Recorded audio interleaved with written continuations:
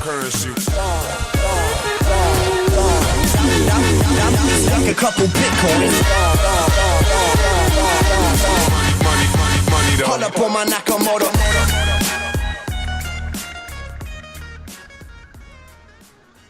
Hello. Welcome to the Blockchain Dynamics Show. Good afternoon. My name is Brandon Doge. And I'm Woody. We're here with a special guest this week. We've got Ant. How's it going, guys? Hey, man. Some good intro music. Is that, what is his name? Grammatic. Oh, okay. For a second, I thought it was, oh my god, I forgot his name, Zotong. Oh, nice. Yeah, it's this Grammatic song called Satoshi Nakamoto. Yep, it's on the Epigram album, if you're looking for it. Cool. We are doing episode number 48 here of the Chain Dynamics Show. The date is Sunday, January 29, 2017. Yeah. As usual, the show today is brought to you by Cryptopia.co.nz. Yeah, Cryptopia, don't forget to check them out. They are an altcoin exchange. They have a ton of other awesome features as well. Stuff like coin information, block explorers, kind of a lot of stuff you always wished you had on an exchange. And they also updated their charts this week, so they have kind of more Poloniex style, easy-to-use charts. Nice. Yeah, they're looking a lot better, actually. It's funny you mentioned that, and I mean, I don't want to rib on Bittrex. I definitely have too much in the past and recent past, but their charts aren't even working right now. Yeah, a lot of our day today was kind of riffing off each other, asking if the charts were up yet. And they have not been yet when we've checked. Well, you know, we all riff on Bittrex a lot, but it's out of love. Like, I have been using Bittrex for so long, and I think we all want them to succeed, so it's just kind of frustrating when they're acting strangely, but... Agree with that 100%. Really stoked to see what they come out with, though, as well. That's true, but as far as Cryptopia goes, you should definitely check them out. These guys, they were the first ones really to trade Pascal coin at any kind of volume. So obviously now there's just tons of people kind of scouring Cryptopia. Their volume is way up. I've noticed some volume, a lot more volume going to them recently, so that's definitely nice. Yeah, and if you swing by their forum thread in the altcoin section, we have a thread there, and leave us a comment, and we'll throw you some dots, which is Cryptopia's native currency over there. We are also still doing an award show called the Wolong Awards. Don't forget it. It's going to be our big kind of year recap. Should be pretty fun. Yeah, 1 year of the show. You can still vote for the winners on our website, blockchaindynamics.net. Yep, voting's open for just a couple more days, and then the actual announcements will be in 2 weeks. It's true. And we also have 500 Mineum to give away a little bit later. So let's get right into it. Yeah, we're going to start the show off this week with a little thing we call the second look. We're just going to take a look at a coin that we kind of saw it at launch but didn't really cover it much since. And this time it's Nexium. Because of some recent market action and just getting on Poloniex, we were pretty curious what this was about. Yeah, so we Googled Nexium and we discovered that this is a prescription drug for the treatment of acid reflux disease. Right. Yeah, it's a proton pump inhibitor. And it can also lower the risk of bleeding after endoscopy in patients with ulcers. So yeah, that's incredibly exciting. I wonder what it could do for me for selling it too early. So, But Ant tells us it's also a coin, apparently. Yeah, apparently people are trading it. It's crazy. Yeah, it went pretty much under the radar. If anything, when it was listed on Polo, a number of people were kind of pissed because it wasn't, their pet bag. So It was the whole, it's not waves, it's not this, it's not economy, and just, no one was really paying attention to it. But I was paying attention to it, and like I was looking at it, I was like, all right, this is gonna have to consolidate for a bit. But my alert went off at like 18:30, and like I got in, and then for me, I was thinking to myself, I'm like, wait, why was I even looking at it? Because I didn't want to get drowned in the fundamentals. I'm one of those people that I like the fundamentals. They provide a good story, but I try to think more about, what other people are going to believe versus what I believe, because I think it's a cool concept. But the last time I kind of saw a similar concept was Big Crystal, and I almost held the top because I started to almost think this is cool. You almost became a true believer. Yeah, that's always risky for sure. Yeah, and I didn't. So apparently it was a crowd sale, and it was a crowd sale during kind of I want to say an interesting point, post waves. In my opinion, waves kind of killed the altcoin ICO bubble. it was just overfunded, and then people were just pissed that it only landed on Trex with like shit volume, that weird buy wall. Yep. And after that point, there was this period where if you were, lucky enough and you invested in the right ICOs, a lot of them have had decent returns because everyone was just so demoralized, and that was one of them. Yeah, that's funny. We kind of like had the same feeling about ICOs for a while. We've been frustrated with them, and I was one of those people who, when Nexium got listed, was like, why did they pick Nexium, Yeah. And it's also like got the game theme, which, we've seen it a bunch of times before, but it seems like they're actually, as far as pulling it off goes, looking at it again, it seems like it's a lot more solid than I think I gave it credit for to begin with. Yeah, you mentioned bit crystals. One part we noticed looking at their ICO stuff was they accepted bit crystals as part of the ICO at one point. They did, and they accepted Ether, and they had one of those ICO tiers where you kind of get scared off if you're a latecomer because they give more rewards to the first tiers. So that also scared a number of people off because by the time you heard of it and you were already demoralized of waves and other giant ICOs, you're like, I'm not buying into this shit. People before me have 20% or 30% more coins. So it definitely had that vibe of too many people are staying away from it. So it was a good trade for me, but that's where I'm upset, is that it was a good trade, not a great trade, because I was not expecting what happened, where people actually bought on news, not sold. What the fuck? It's a miracle, right? Yeah. So I mean, I guess that's a sign of what's going on, where alts are this interesting amount of bullish, where sure we're gonna have sell on news, but it seems like there's just more buying than selling going on right now, which is maybe an understatement considering, what's been going on overall. Yeah, we'll see more of it when we do like the markets section, but one thing we've noticed this week is like alts are like they're kind of on a threshold of breaking into some serious new all-time high ground, and it's like it's hard to say if it's really going to truly blow up or whatever, but like you said, Nexium is totally a sign that we could be there, because all of a sudden it's just kind of, it's just chilling along, kind of doing a little 1x, 2x thing, and then all of a sudden, boom, 3x in one day.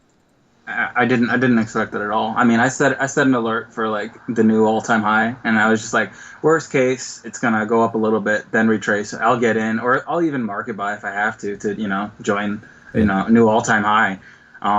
And I can't fucking do that if the alarm goes off at 5 a.m.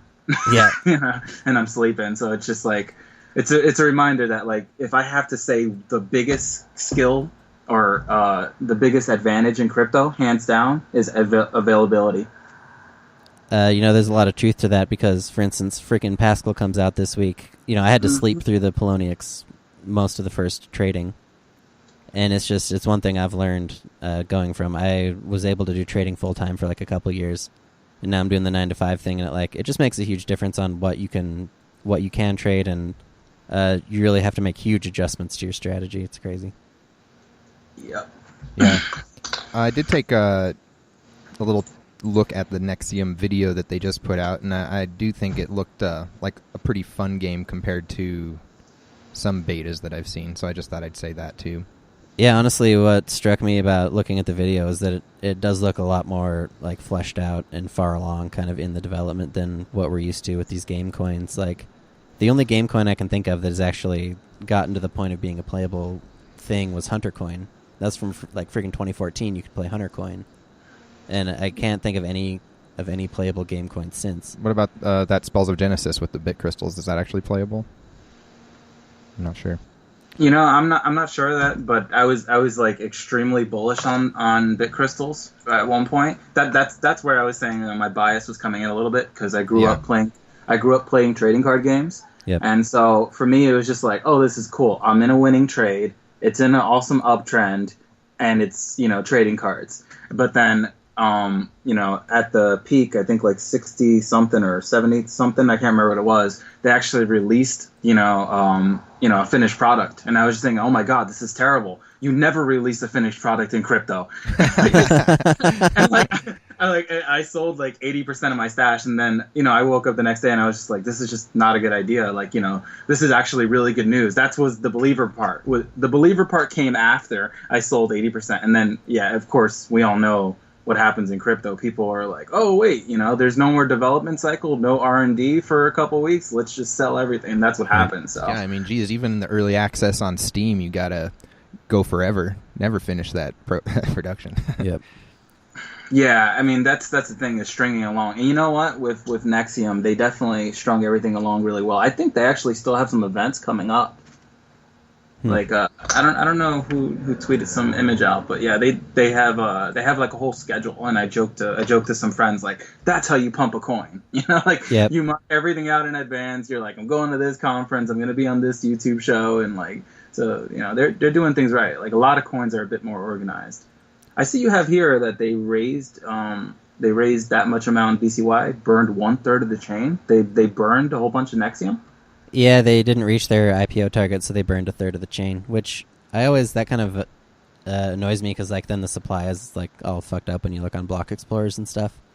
I kind of wish they would just like, see how much money they raise in the IPO and then just mint that many coins. Like, instead of burning 30 million, why not just make the chain with 67 million or whatever? But yeah. It sounds like AMP to me. AMP, I'll never understand the market cap on it, just straight up. I haven't understood AMP since the moment it got listed on Poloniex. I have some AMP. I don't really know why, but they...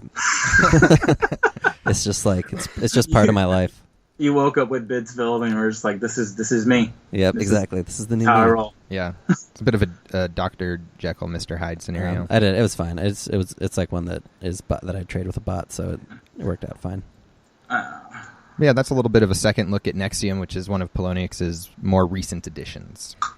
Yep, next we're going to jump into the news, and there's pretty much no way to think about the news this week without talking about Pascal Coin. Right. Oh, God. Sweet Yeah. Pascal Coin. Yeah, I was one of many people who missed out. I did not expect that to happen.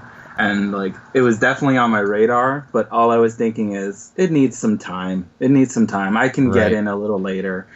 And yeah, I was one of many people. Like, you know how it is. Like, honestly, if a number of people with X amount of followers and certain reputation would have been in, it would have not gone that high. Yeah, not a chance. It was seriously, like, to me, like another dog coin type pump, where it was just the right community, the right coin, the right time. It was it turned into a bit of a perfect storm for sure. And so basically it started off with an obscure enough algorithm that people really needed to try to start getting the mining going, and it was still going to be incredibly inexpensive for those coins that were getting minted. It's actually a really simple algorithm. It's just a twist on SHA, but it's such a twist that ASICs and stuff don't work, I think. And so then it wasn't traded for a long time either, so they continued to generate so many coins at a cheap price, which I think really helped both with people that were mining, maybe were part of the pump to get share, and also, for miners to dump at what they saw as a nice profit, but for the buyers and for the market cap was still keeping it very low. Yeah, well, you think about, like, the holy grail for a new coin is a unique code base, a developer that actually sticks around and at least shows up and, posts technical updates and that kind of shit. And then you want, you need some kind of hook, like in this case they're doing the thing with the accounts, and apparently it's more anonymous or whatever. And really all that you need besides that is a good amount of time where it can kind of chill in, like, the sub-market on a small market like Cryptopia, or Pascal wasn't even listed for like 4 months. And I remember people buying OTC for like 2,500 to 3,000, and then some guy came on the thread and was like, "Hey, I don't want to burst anyone's bubble, but I made a GPU miner, and this is gonna crush price. So sorry." Yeah, and we took a look at it on BitSquare too at one point. I think it was at like 5K something. It came on at 1,000 on BitSquare. Oh, okay. Yeah, I loaded BitSquare while it was starting the pump, and I was just like, this has always been like my plan for something obscure, to go on BitSquare, but someone fucking beat me to it. Oh yeah, I like that. That's a great idea. And I mean, obviously we're saying it on this now, and like I'm kind of ruining that, but whatever. You know how it is. Yeah, probably no one even knows of BitSquare. But anyway, so someone straight up, like in the middle of the pump when it was like 3x or 4x already, they bought I think at maybe 4,000 or something, like a quarter of a BTC. So like, good on them for beating me to it. I'm not even mad. No, that's awesome. I mean, that's how it works. And for us, so we had been collecting it. We were just playing it like a regular coin, honestly. Yeah. So I was looking for like, oh man, if this can get to 1,000 Satoshis. That would be pretty amazing. And then that put me in a position where I wasn't prepared for it to go as high as it did at all. And by the time it got to 25K, I was out. Just done. Yeah, Wow. this It's fucking still trading. It's still trading. What, 3 times the amount, right? yeah, it's like 90K, 85K. Yeah, I should have just right gone to Oh. sleep for a few days. Yeah. now.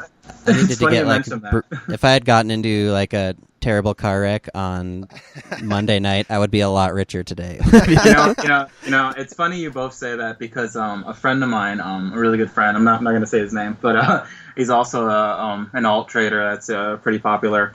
He actually, unfortunately, well, not unfortunately, he went into a surgery that was not a big deal, but he needed some recovery time.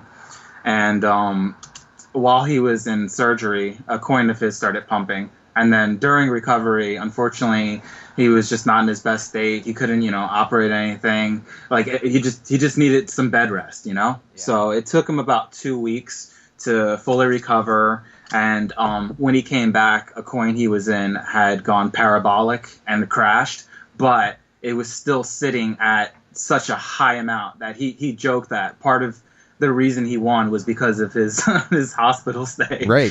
That's awesome. And it pretty much made him. There's certain coins that make people, and that was it. And it was so interesting because I definitely see it as a factor. Like if you're just not monitoring the price every day. So I always think about that. Those people that aren't as ADHD as some of us. Yeah. That just come in a week and they're like, what the fuck, or even a month. Like, Yeah, those are funny circumstances, and good on him for winning that. And it's funny, Oh, the coin was Expanse, by the way. Oh, so. Expanse. Oh, Oh, man. shit, nice. Nobody saw that one coming. God, I like missed- how big I it was- went. That was amazing.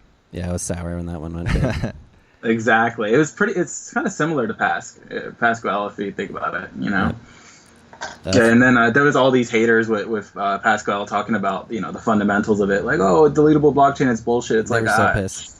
Exactly. Just don't be mad about the fundamentals. Be mad that you missed out. Dude, they had the wrong fundamentals too. Like that's one of the things. Like we look at new coins all the time on the show, and like you have a coin with no pre-mine, a long-term dev, and a new code base. Like that puts it in the top 1% of coins. You're right. Like by default, period.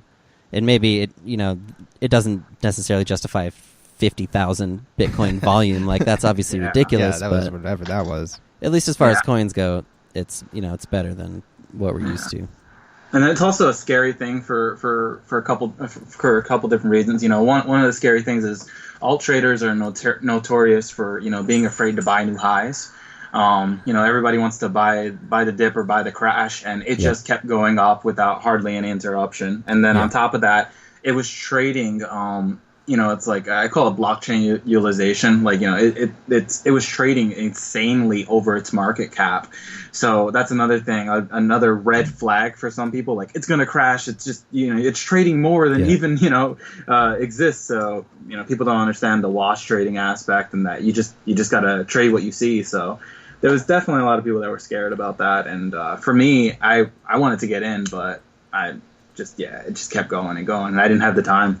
Yep. So an interesting one there. Lessons learned and amazing. It makes me excited for pumps to come and just altcoins in general as usual because, I know that it's never the end. It's never the last one or probably the biggest one. Dude, I think... Oh, yeah. That's the most exciting thing is that it's even if you missed out, it gives an opportunity. It gives hope. Someone tweet it, and I agree with that. Yeah.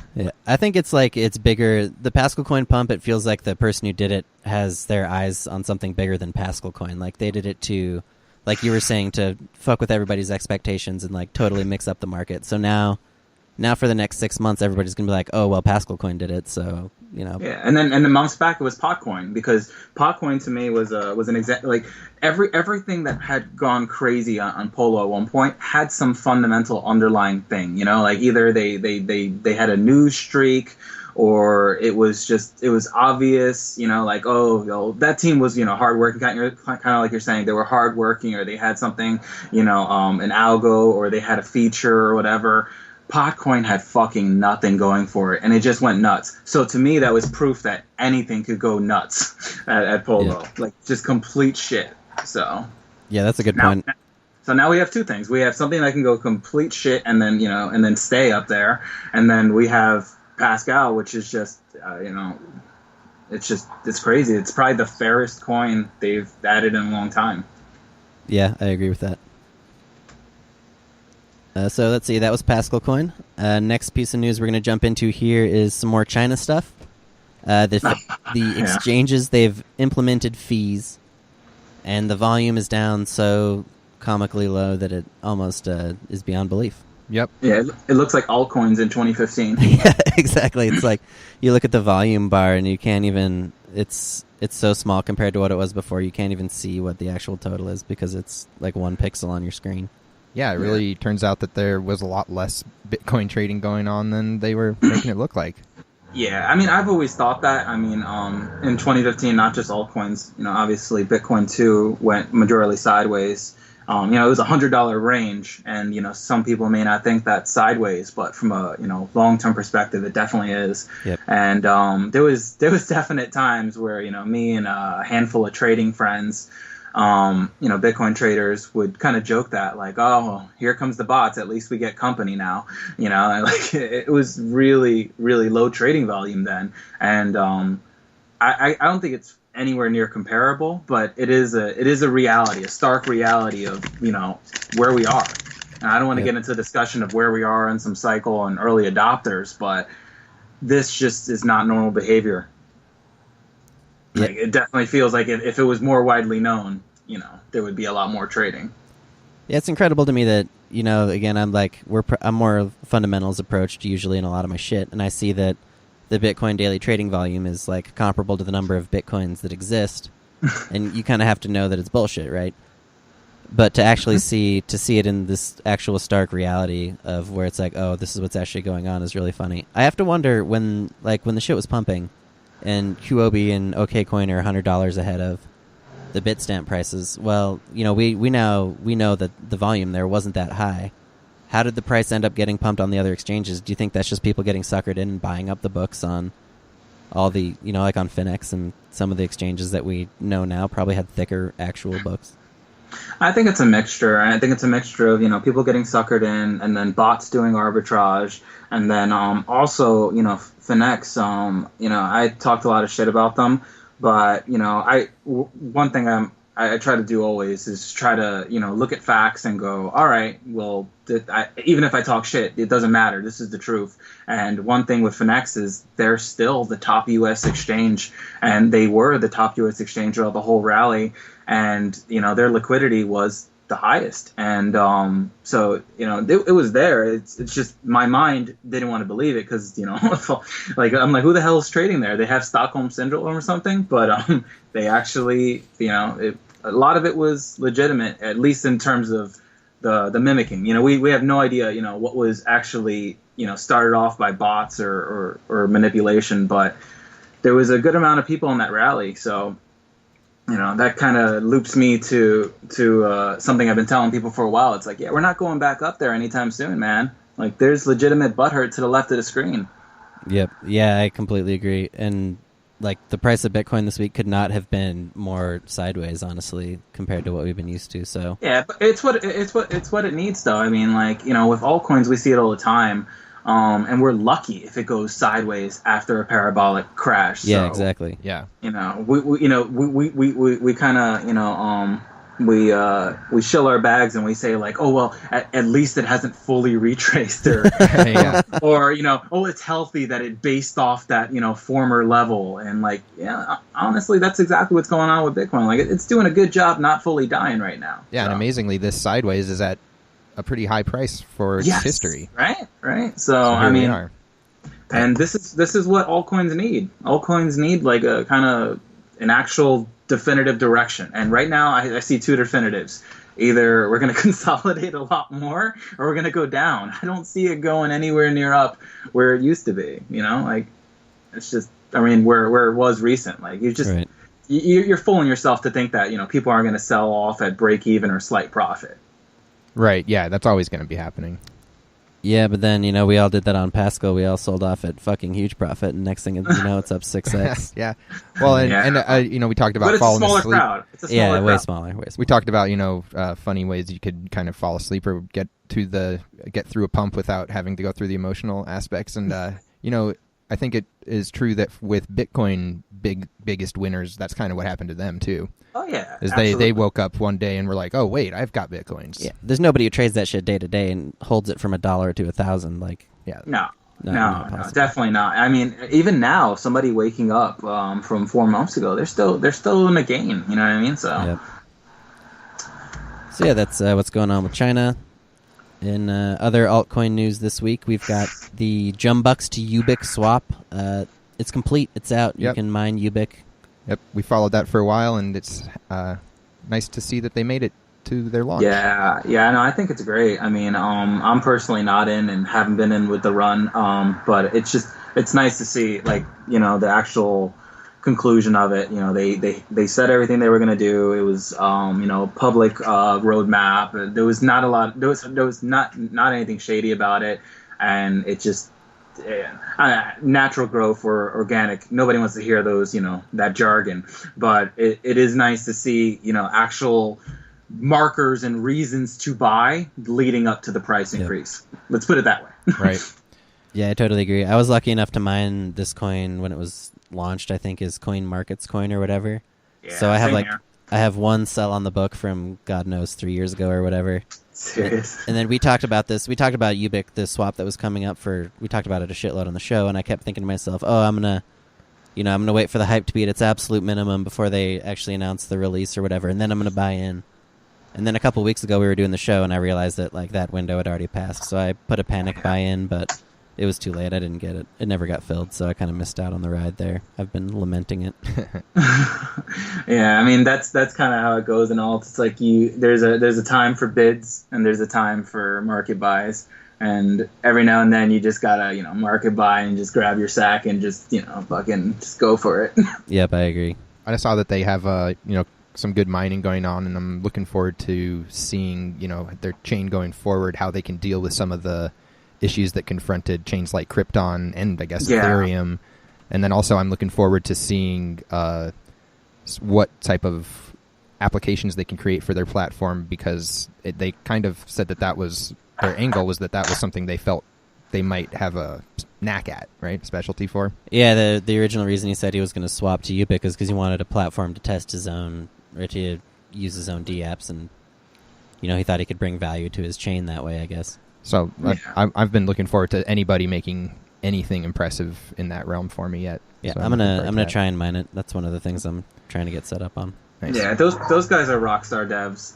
JApp and Luke, and I'm, you know, forgive me if I don't know any other associated devs, but, you know, those guys are definitely rock stars. You know, they know blockchain tech like fucking awesome.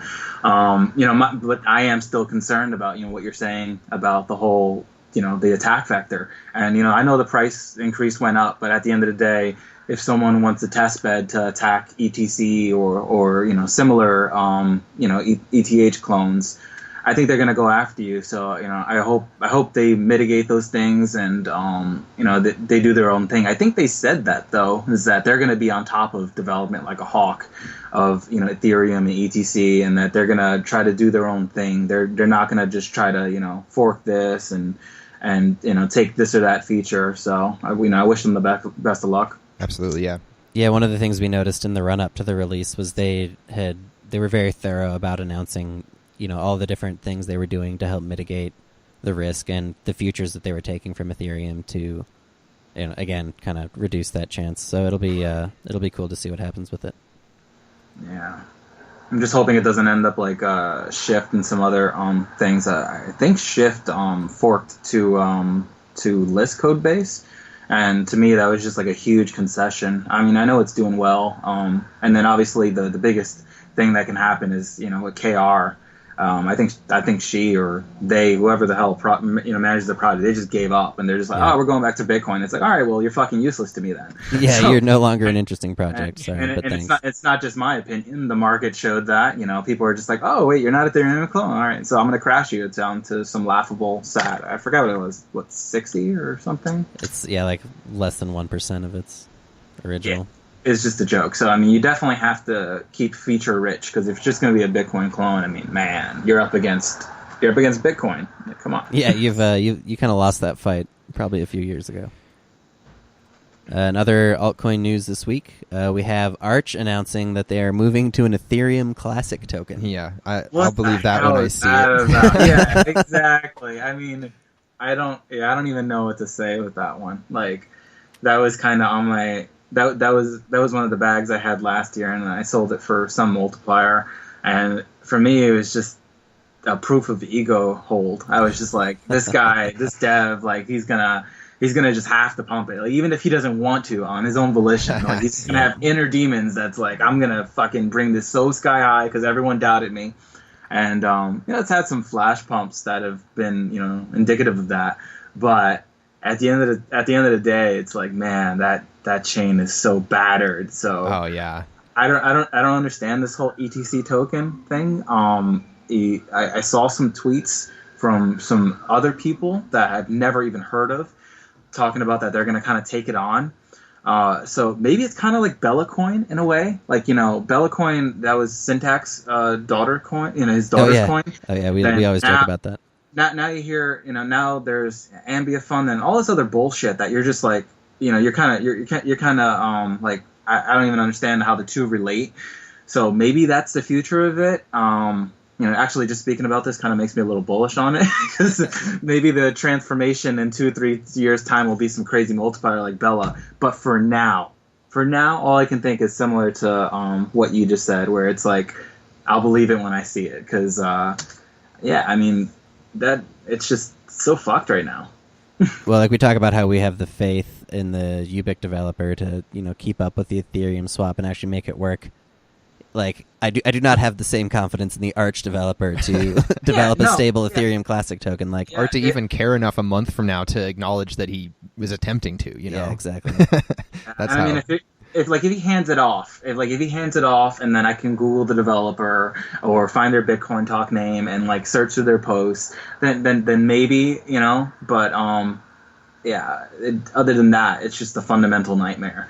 Like, it really is. You always have to worry about that. Like, there's some devs out there that they do not dev. They make it known that they hire, they outsource, but you're confident in their selection. I have no idea who the hell even devs are right now. I couldn't tell you who's running the Twitter account at this point. I have no clue. Yeah, so maybe it's ignorance. Maybe, we all should have bags, and it's going to turn out to be a Bella variant, and we're going to feel stupid. But as of now, I don't feel bad for not owning it. Yeah, me neither. But I do think it's funny that in altcoins, here we are. Whether or not he even intends to ever do anything with it, he feels it's worthwhile to tweet it out, and it is kind of funny to see. Dude, I bet. Well, you know what? I bet there It's was a an big old FOMO blockchain. candle. Yeah, exactly. I mean, it's an old blockchain, and blockchain. I don't know what you call it, Lang for age, blockchain age. Let's put it that way. That has an attractive element to it. I don't know if it's attractive. I don't know why it's attractive, other than trading. But there's definitely that whole, blockchain established. It's almost like a business. You have the EST and then the date, and you're like, oh wow, this business has been around, since X amount of years, and you feel confident. So maybe that's it. Yeah. Because, I mean, he would do better just starting off a new coin and then therefore getting a new chart and then obfuscate history. So Yeah. I think it's that. I think it's the whole old blockchain, thing. There's something to that. We started keeping track of the coin birthdays for this show like a long time ago. And we kind of got into this funny routine where we noticed the birthday coins would tend to go up in price. So we started just randomly buying all the birthday coins that would come up. Oh yeah, no, it's a great idea.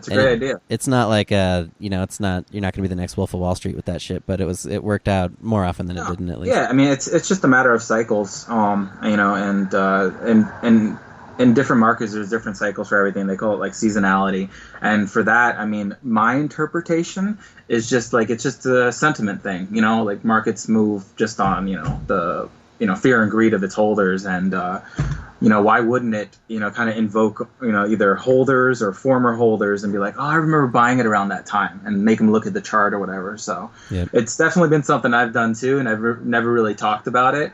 Like I sometimes even organize by date on Trex and see when it was added, and like it's obviously the date it was added and its birth date are not congruent hardly ever, but Trex used to fucking shit out coins. So it is a decent barometer. Yeah, speaking of them, just Yeah, a that's a comment cool on them indicator, shooting actually. I out like coins that. too. I'm so surprised that we're at a point where they wouldn't have like listed Pascal as fast as possible. Yeah, They're out I'm of tune, man. Back in the day, it would be that way, even with some coin with like 60 Bitcoin volume. But Yeah, just a I'm side not- comment, I guess. I'm not happy. I'm not happy about that. I feel like they've definitely done a lot of things to slight current traders for future possible traders. And kind of like with Bitcoin, how we were discussing that, the populace is so small that the charts are looking, anemic. But the altcoin space is small, and I think that you should listen to your audience, and you should listen. Your audience, primarily is degenerate traders, and degenerate traders are just traders that. We want volume. We want our requests heard, and we just want to trade the latest and greatest thing. We want our pet shitcoin to get listed when we want it listed. Even if you wanted to list it in a couple weeks, like that's something. I had a lengthy conversation with Bill a while back, and he said something along the lines of, how would people react to kind of a trial basis where we list something and then in X amount of time it is going to be delisted unless this this criteria is met. And I was like, holy shit, that is an amazing idea. That's brilliant. That would be incredible compared to and what they're doing. He didn't follow up on it. So I was, stoked from that conversation, and then nothing happened. And it's like, yeah, so I definitely, I don't know when they think institutional traders are going to sit down and, their nice, polished suits or, Right. show up to a workshare office with like a Bittrex mug. I don't know when they think any of this is going to happen, that, they're going to do fiat trading and people are going to wire in tons of money and buy Vox. I don't know when they think any of this shit's going to happen, but as it stands, we're going hard on the lower, bodega markets, and we're doing, polo, so. Yep. It's upsetting. Yeah, it is. And it's upsetting because of, they're secure. They're secure. I don't think they've never been hacked as far as I know. No. Their security is top notch. You look them up. They're doxed to high hell, and all those guys just have stellar backgrounds in information security. One guy works for Amazon, another one works for Microsoft, or they all kind of did at one point. So it's bitching out of love. Yeah, no, we're right there with you, and I feel like I still have high hopes. I'm an optimist a lot of the time. So if they can, if they get their charts up tomorrow or this evening and they look really great, and then maybe things will start improving there soon. They did just delist so many coins. I feel like that was awesome. Yeah, that was awesome. Some listing has to be inevitable at this point. Yeah, that was awesome. I'm so happy for that. I mean, don't get me wrong. I don't like the tug and pull game where it's like, let's do some wash volume and we'll keep you on, because that just it's just annoying as hell. Because I did like to gamble on coins that were bottomed out on fixed risk and then hope for a multiplier later on. But the whole game of you do this much volume, we'll keep you. It really sucks when it's not definitive. And yeah, seeing these definitive ones is just so nice, because now I'm like, oh, I have less symbols to go through on Coinigy. I have less coins to look at in general. So yeah, and for whatever reason they didn't delist Arch, which, like we were saying, is moving to maybe an ETC token. They've got another lease on life. Yeah, I don't know why. Yeah, I'm not. You're not the first person to say that. So. Alrighty, next up in the news here, kind of just a funny bit out of Twitter this week. People are debating after Pascal Coin if we should stop calling shitcoins shitcoins. No, I think it's silly. Shitcoins are shitcoins. If Pascal pumped while we were calling them shitcoins and disparaging them in many other ways, it's not needed. But I like the sentiment. I like the sentiment behind it, because it's like, all right, guys, let's tidy up our act a bit so we can drag in. Yeah, I understand that too. Other forms of liquidity. But the reality behind it is people are going to trade whatever symbol. People are going to trade, whatever the hell it's called, or it doesn't matter. So I do like the sentiment behind it of let's let's play nice with our new crowd, you know. Yeah, let's not make fun of ourselves in the name of everything that we're doing here. But I actually just really like the name altcoins, but I also think that shitcoins is kind of fun in a self-deprecating way, so I don't mind it at all. Exactly. I think the self-deprecation is indicative of what our community is, and in another way too, I will state this. When Toilet started up Shitcoin Talk, we kind of got some community feedback that, oh, that's a bad name, this and that, and he was like, fuck it, I'm keeping it. And part of the reason was, it's actually contrary. It's contrarian, and in my opinion, if you're not a contrarian person in altcoins, you're gonna die. You're gonna lose all your money. So obviously you could say the things we said before about the developer logging in frequently and giving out updates and the unique algo. Those are all things that they're still true to the traditional fundamentalist. This project's hitting markers and stuff. But let's not deny there's some complete piles of shit that people do not get in because it doesn't hit fundamental markers and they go parabolic. If you did not have that contrary mindset and appreciate the fact that 99% of these coins are shit coins, you're just not going to make money in this game. Yeah, I love the contrary mindset. Like the latest thing, going back to Twitter now is if people are tweeting about it, get the fuck out. Look for the thing that people aren't tweeting about, because there's not that many of us, and we can't all win on the same coin. Absolutely. It doesn't work that way. And that's the interesting thing about past coin is you could search during the pump, and there was hardly anyone with cash tags or hashtags, hardly anyone with references to it even months ago. And so this was a pretty cool thing where non-Twitter traders got rewarded, and I was even jokingly calling it a Bitcoin talk pump. It was weird because people were talking about it, but they were talking about it after it went up 10 times the amount or 20 times the amount. So most people were talking about selling it. They were like, "Oh shit, we got out at 20K, we did it, we fucking nailed Pascal. Let's rebuy at 5,000." Yeah, nope. right. Nope. Yeah. No, never. Not this day. Never again. No. So yeah, we're gonna keep calling them shitcoins, I guess, is the result of that. Yeah, story. I mean, I don't have any issue with it being renamed, but I personally will continue calling them shitcoins. Let's see here. Next up in the news, we got a follow up from last week. Yeah, we were talking about how the Washington state government was going to have to make a decision or statement regarding cryptocurrencies, and specifically in the cannabis industry, because for some reason somebody was challenging that. And I loved their answer. At the end, they decided that basically it's fine because it's going to be treated like any other industry, which I guess makes sense. Yeah, I think that's really bullish overall for weed stocks. Oh my god, weed coins, because it's anticlimactic, but in a very good way. Yeah, I've always, going back to kind of just pumping altcoins because it's fun. I've never really seen the point of having a coin for weed because Bitcoin does the job. But yeah, and this would have, in regards to the law itself, this would have applied to Bitcoin, of course, too. Yeah, actually, I mean, now that I'm thinking about it a bit more, it might actually be a little hindrance to some weed coins, because it's they're losing that appeal of we're doing this because Bitcoin may be a bit muddled, so. I don't know. I gotta interpret that a bit more. Well, it gets them to this point you were saying earlier. The worst thing you can have is to have released your product. Now it's going to be like, well, here's your market. Are you actually going to get any volume there? Yeah. I think if you offer a discount, you will. That'll be the trick. Yeah. Yeah. I mean, another thing too is that with these coins that have either acceptance or Bitcoin-like features, another thing to remember is that they're still going to have less eyes on them in terms of blockchain forensics. So that's always going to be a thing where people want privacy, and Bitcoin is just the worst thing to actually use if you want privacy money-wise.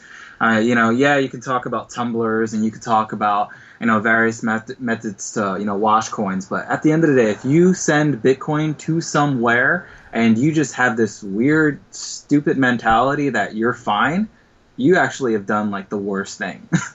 Yeah, you were better off handing someone cold hard cash. Yeah, I've one of my tinfoil hat theories I've had sometimes is I've imagined that certain pumps are just giant tumbling mechanisms or even giant money transfers in just some weird way. Just Why wouldn't it be? Yeah. I think BTCE operates on that philosophy overall. Yeah, and that'd be kind of an incredible way to launder money and increase the amount of money you get instead of the reverse. Yeah. Yeah.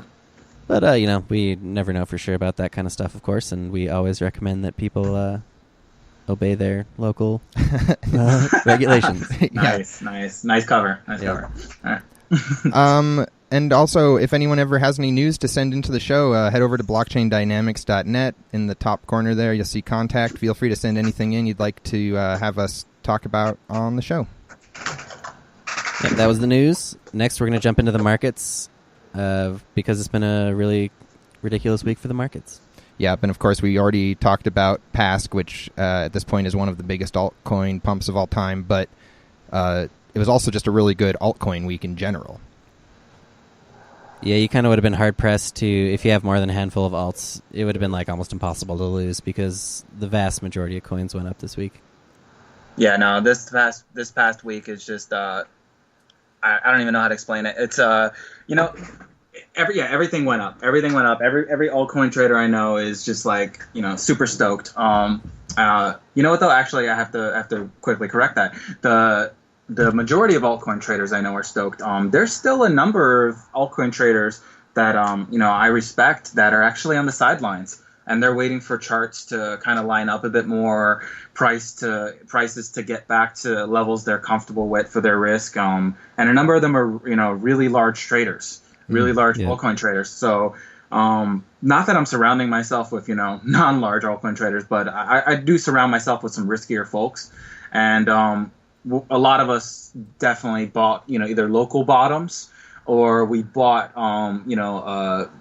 we bought breakouts that maybe other people weren't comfortable with around, Bitcoin's peak and Bitcoin's peak and the recent decline. So I still feel like we're kind of in the first wave of things, even though everything's gone up a lot. There's quite a bit of disbelief out there, and rightfully so. There's not the liquidity out there that the really big players need to market buy 5 to 10 Bitcoin of a Made or Factum or something. So I'm excited overall. Yeah, I can understand some hesitation too from people because we haven't seen a week like this in recent memory where from show to show Bitcoin is no change. Yeah, it's literally when I checked the coin market cap for Bitcoin this week, it was 0.0% change. It's like the first time, obviously, it's ever been close to that for us. And one thing I've had to come to terms with in the past year is that there does seem to be a correlation between Bitcoin going up and the altcoin prices going down. And so that means that if something were to skyrocket in Bitcoin, I'm probably going to expect alts to go down again. It's like Yeah, I know what you mean about that. I was in a bit of denial of that, systemic thing. So yeah, we were in denial of that for a long time, but since we started tracking it, it's been like such a strong correlation that it's like it almost seems idiotic not to take it into account now that I've researched it a little more. Because if you're a big alt trader, you're looking at getting into some of these alts at a time like this. It's it's a hammer of Damocles. Like you could do it, but the second that Bitcoin spikes $20. You're going to be in danger of just getting completely chopped out, and there's nothing you can do.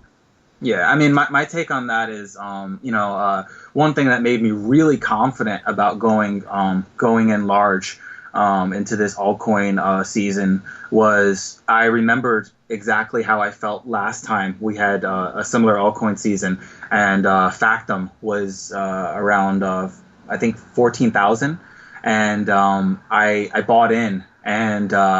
I bought in and I was like, oh, this is a great price. It's gonna go up. I know it's gonna go up long term or whatever. I'm predicting it to, and it went up to like 20,000, and then Bitcoin fucking went up $20 like you said, and then it did a full retrace to my entry, and I sold, and I was pissed at myself. And then like weeks later, I see Factum fully recovered and then more, and it just did not dawn on me that not only is the correlation strong, but that overall, on a long scale, alts can recover and still make higher lows on weekly or monthly or even daily during a Bitcoin uptrend. Like there are some exceptions, and just Absolutely. in general, You just have to have, really strong hands in that first wave. And maybe that's a factor of why there's still some, large traders on the side, because they don't want to have, those strong hands yet, because it's a risk thing. Like most of my bags are actually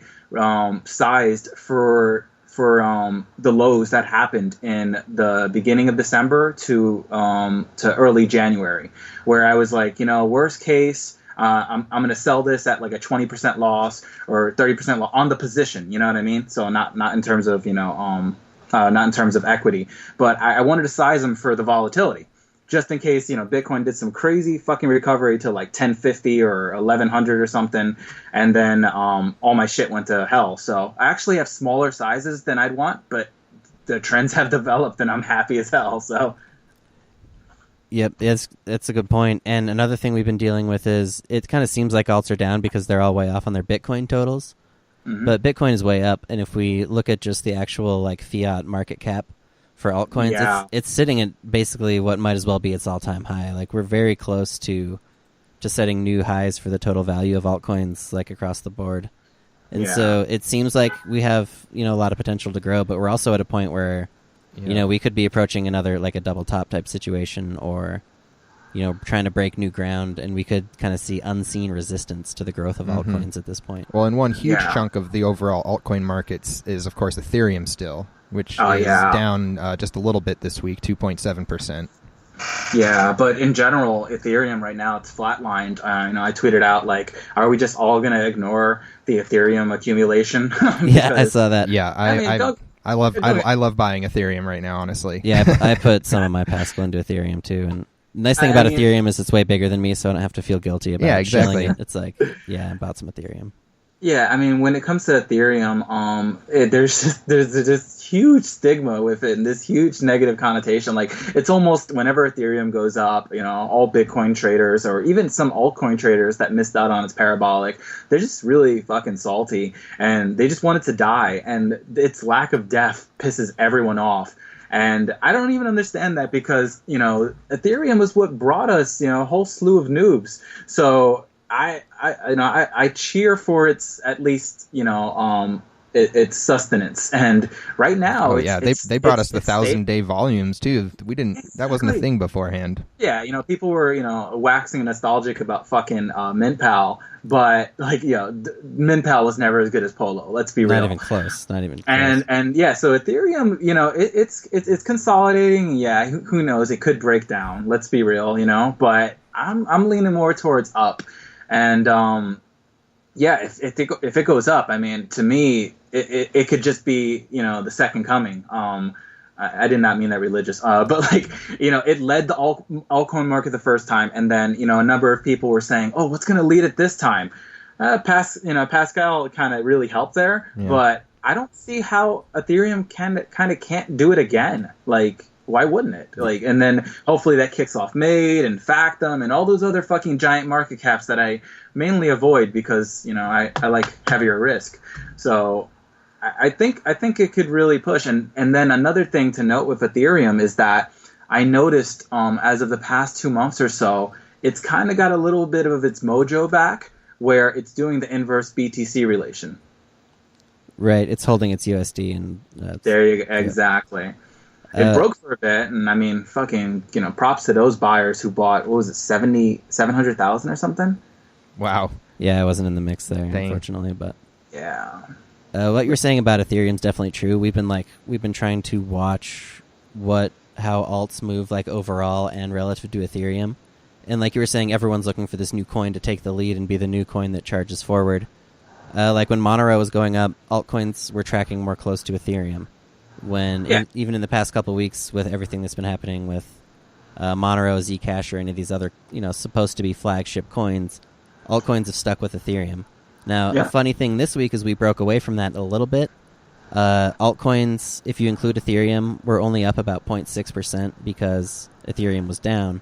But if you don't include Ethereum, they were up about 3.2%. So the Pascal pump, it was big enough to bring some life to the rest of the altcoin markets on its own, which is cool to see. I don't think it's going to, it would have to maintain that volume, I think, for it to really have anything close to the effect that Ethereum has had, obviously. But yeah, I mean, what's most important, it's dragging people to Bitcoin talk, the cesspool of the scene, and it's going to make people look at threads a lot more. It's going to make people throw some hash on coins. It's gonna make them go to all these little altcoin bodegas, the Yobits, the coin exchanges. There's going to be even exchanges that you never heard of, but they were smart, and they sowed some seeds a while back. And you're gonna just be hunting down symbols of random stuff, because I mean, how can you not? I mean, either you're not because it's not your style, or you have friends that do it for you, or thankfully you guys kind of do some of this stuff too. But everyone's kind of itching to find out the next Pascal, and they're a lot of them are smart to know that it's not going to happen anytime soon. But the eyes are there, and that's huge. yeah, I totally agree. It's completely changed the feel of the small markets right now.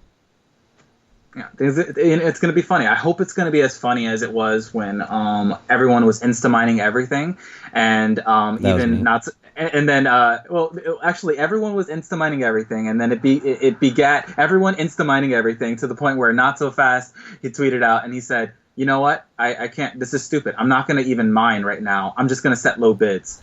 So that. And you know what? He made out well. People were, kind of creating too high cost coins and then regretting it and selling it to his bid. So I don't know if we'll get to that level of Instamine FOMO, but I wouldn't mind. Yeah, that was like the late 2015 vibe. That whole thing has been broken by the all we get for new coins now is 20% pre-mine, wallet builder stuff, and you can't. It's so bad that it makes it so that nobody can even try to wade through those waters. Yeah, but we were also talking about the contrarian nature of some of the stuff that goes on, and within the last month, we've seen Trump and Putin do gigantic pumps that could have been easy to make money on as well if you had, for some fucking reason, done that. Yeah, there's some crews going around now. They're doing we're going to start the Shitcoin insider pump list or whatever of the worst Yobit C-Cex coins. Yeah, I actually, you're mentioning kind of, ABTC, and I give him props. The biggest props I give him is that once BTC peaked, he was like, all right, that's it. Shit crashed. It's time to fucking, let's mine and play some complete garbage. You know what I mean? And he was right. And he has some detractors because some of the stuff he tweets out has insane retraces or whatever, and either people have different risk tolerances or they've run into fires. That's all on them. But that macro view of Bitcoin topped, it's altcoin time, guys. A lot of people didn't agree with him. A lot of people didn't agree with me and a number of people. And I mean, you look at those coins, Putin and Trump and some other ones, and they got some nice volume. They got thick. Absolutely. They got thick candles, and they actually had some, actual trends where, they were actually. I thought they were actually playable. Really quite nice to. I thought it was pretty easy to trade in. Exactly. It was great. Yep. Yeah, the liquidity providers. It's not my forte, but there was some guys I know that were like, "Oh man, I got a nice swing in," and I'm like, you know what? I can't hate you. How can I hate about that? That's you. You're making money. You're comfortable. I don't know if you're a bachelor and you're okay. Closing out your position. I have no idea how you can trade these coins because they're not my style. But there were opportunities there, and there still are. Yeah, and at the beginning of our little bit there started. Part of those coins, just their fundamentals with the giant pre-mines and the garbage. It prevents so many people from getting in anywhere near the beginning that these do become pump coins now because the market share they can just obtain it. I guess. Yeah. Oh yeah. Yeah, you don't want to look back 6 months or more on some of those coins and see them flatlined and the cost that you could have gotten. You don't. You just want to focus on the right side of the chart. You focus too much on the left and altcoins in general, but even with those really pile of shits, you're just not gonna. You're gonna talk yourself out of the trade. So. Yep. Yeah, and sometimes it's I like to think I'm smart or whatever because I'm out there looking for the no pre-mine coin with the developer who sticks around or whatever. But at the end of the day, it's still there's still a market maker behind the coin who's going to do what they're going to do, and it's whether it's a coin, whether they bother to go through the work of accumulating something on the market or just mining it all to begin with, does it really matter? Is there really any reason for me to worry about one or the other? So where were we at with these stats? Let's see. Let's just jump into the gainers and losers here. Big winners this week. The biggest winner, of course, is Pascal Coin, up Yeah. 4,852%. Not bad. That's all right, I guess. That's decent. It's called natural growth, and it's real. Yeah. Then Veltor's up 401, Decred up 122, and Jumbucks up 100% Sweet. on their swap. Yeah, the craziest one there for me, I mean, obviously besides Pascal, is Decred. Decred, I didn't think they had that kind of control of their market cap. But I mean, good for them. Like, you see a coin like Decred, and like, my God, that downtrend was forever. You don't know, when it's stop. And man, they've just been pretty much vertical since the bottom. Yeah, I've been questioning Decred for a while too, but you got to remember, like, when they did the airdrop, they bought everybody's coins for so much money to begin with, like it was nothing. It's Yeah. crazy. Yeah. So like, how could they, pony up the money to buy everybody's airdrops at a Bitcoin a pop and then not be able to afford to sustain the market more than 50,000? That would be crazy. I guess we'll see. I was exciting to see that going up too. Yeah. On the losers list this week, we've got Zcash down 11%. That's huge when you really think about it. Yep. They were definitely the loser this week from people who were dumping to get into Pascal. It's like, I think. dang it didn't freaking hold. It was so... Yeah, we definitely saw that behavior. I hadn't seen that behavior in a long time. The whole mega pump on the exchange and then everyone dumping to join the train. I hadn't seen that in a while. Yeah. But that was definitely going on. People were just like trying to squeeze in, like, I need to get out of my position that's not moving. So Yeah, that was funny. We got Namecoin down 8%, Ethereum Classic down 6%, and NovaCoin down 6%. Really small declines compared to the pumps. yeah, that's nice to see. Yeah. And that's going to get us to our Mineum giveaway. The Mineum folks were nice enough to give us 500 Mineum to give away again this week. And all you got to do to win the Mineum is send the correct answer to the question to our Twitter account, which is @ChainDynamics. Also send your Mineum address so I can send you the prize. The first person to send me the correct answer will be the winner. And the question is, according to the most recent Mineum update, approximately how many graphics cards are running in their new data center? So once again, the question is, according to the most recent Mineum update, approximately how many graphics cards are running in their new data center? Send the answer and your Mineum address to @ChainDynamics on Twitter. First person gets 500 Mineum. Yeah, we really want to thank the crew over at Mineum for giving us all these Mineum to give away. It's a cool project. They got that new data center, and it's just a kind of a neat way to re-envision the whole cloud mining concept. So I hope they can really mine it up. Absolutely. Next up is our rolling review. Yep, we're going to jump into a rolling review segment. This is where we look at coins that have launched and are easy to lose track of, but we're like, hey, what's up with these coins? Yep, most of these are about 2 to 3 weeks old at this point. And we're going to try to do them pretty brief, I think. The Healthy Worm Coin. Worm Store is up. Selling worms.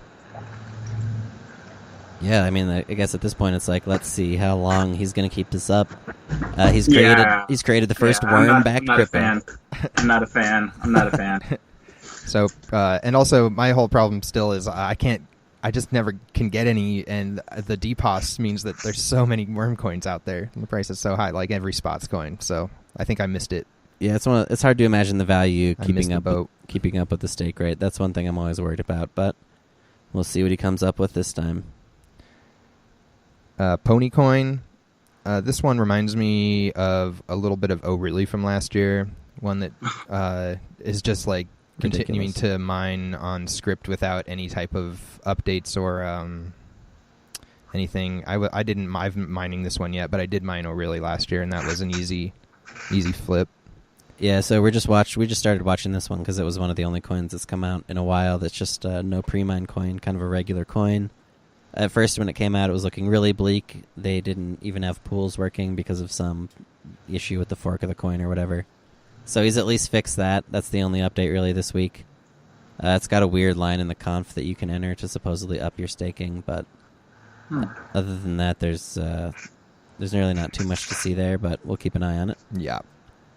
We also were watching a coin called Empinex. This was a guy who came out and said he was going to develop a coin that was just going to pirate futures from other coins, which Nice. that works pretty well usually for like a small to mid cap market coin.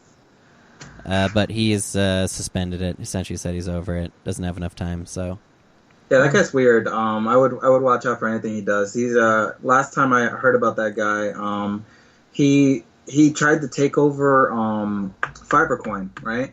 And like I had Fibercoin, so I was looking into the fundamentals of it, after I bought, which is funny.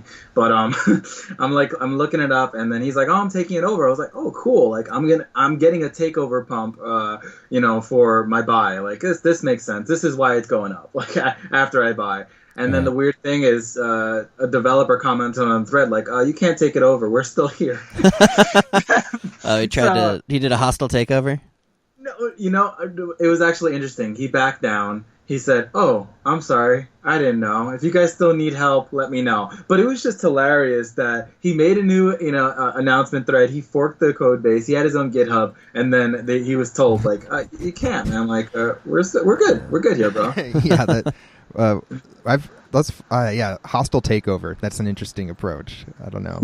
It's a funny thing in the world of blockchain because, like, theoretically, there's nothing anyone could do about it if he got the traction. Ethereum Classic got so lucky with the passive aggressive takeover. Well, yeah, they just grabbed the old chain and kind of absconded it into the night, which is just incredible. An incredible move. Yeah, it's really thug. Good for them. It's mad thug. It's incredible. And then the other one that we were looking at is Luna, which just started off with a huge hash rate and support, which we're always looking for, and it did kind of continue that trend, pumped up, dumped quite a bit. We're not really sure where it's going to go. Lunacoin, this is like a pump of ye older days. Like, it comes out and it's just a script clone, so you wouldn't really expect anything, but then inexplicably it's got just a huge hash rate, inexplicably high price when it gets onto the exchange, and then it goes up still 5 or 6x from there, and you're like, all right, at some point with these new coins, you have to follow the money, and you realize that somebody's putting a lot of money into this. Yeah, I mean, that's what it's all about. Like, I'm actually like, I'm probably one of the world's worst fucking miners. But what I try to do is I try to follow the hash. Literally, like I go on the pools and I look at what's going high hash rate, and then I actually I made a spreadsheet a long time ago. A friend actually, he was a really good miner. He put me onto the concept of looking at pool stats and following the hash rate and the coins created and trying to come up with a dynamic ROI for miners. And when I see it, going up and it's like 2x, 3x, I'm not afraid to buy a miner coin that's gone up 2x, 3x, because for the most part, miners live in their own worlds. They sell at a 2x or 3x for their, ROI. And, traders, if they knew some of the fucking ROIs, miners get, they would be disgusted. They would not want to buy. So, yeah, definitely following the hash. I hope that comes back into play. I mean, you're saying it is here, but I've personally been slacking on that, looking at hash rates and, miner ROIs. But if that becomes a thing, oh, man, that's easy money. Yeah, exactly. And that was how I was feeling watching this earlier today, even, where they had some sort of news event that they were all trolling about regarding a website. And I was just watching the hash rate, like, as if I give a shit about your website. Yeah, I mean, that's what it is. It's data. Like, people kind of primarily know me, either for two things, either shit posting or technical analysis. But I'm not just a chart guy. I definitely look at the hash rate and look at the health of the network. And it's amazing when you see a complete, crappy coin and it's got a really high hash rate. So someone there is trying to infuse value into the coin, at least temporarily. But what's hard to tell now is, the coinexchange.io is pretty obscure still, and there's been a lot of volume there already. And at first I was kind of like, they couldn't possibly just do a complete pump here, and like it never goes anywhere beyond here. But then sinks. I don't know. And then sinks. Yep. Yeah, and then sinks. Yeah. Zcoin pumped on Coin Exchange at first too. It's like these smaller exchanges are getting a lot more. They're becoming a lot more effective for people, apparently. Yeah. And I'm so excited about that because that's also a factor of risk. There's traders who are afraid. We speak a lot about traders being afraid to enter trades. There's traders who are afraid to deposit to certain exchanges, for sure. And they should be, but the reality of it is, if you take into account the counterparty risk and you send over what you're literally willing to not get back, it sounds so horrible, but you guys understand. Yeah, we do. And Coin Exchange is a relatively new exchange, and so I feel that way more so about it than other exchanges like Poloniex, for example. But at the same time, I've actually got to say I've been enjoying using this exchange a little bit. It is, and you know what? okay. It actually has a nice mobile site. It's better. I don't want to harp on this, but it's better than Trex. Trex doesn't have a mobile site, sadly. Yeah, have you seen CoinExchange.io's mobile site? No, I haven't checked that out.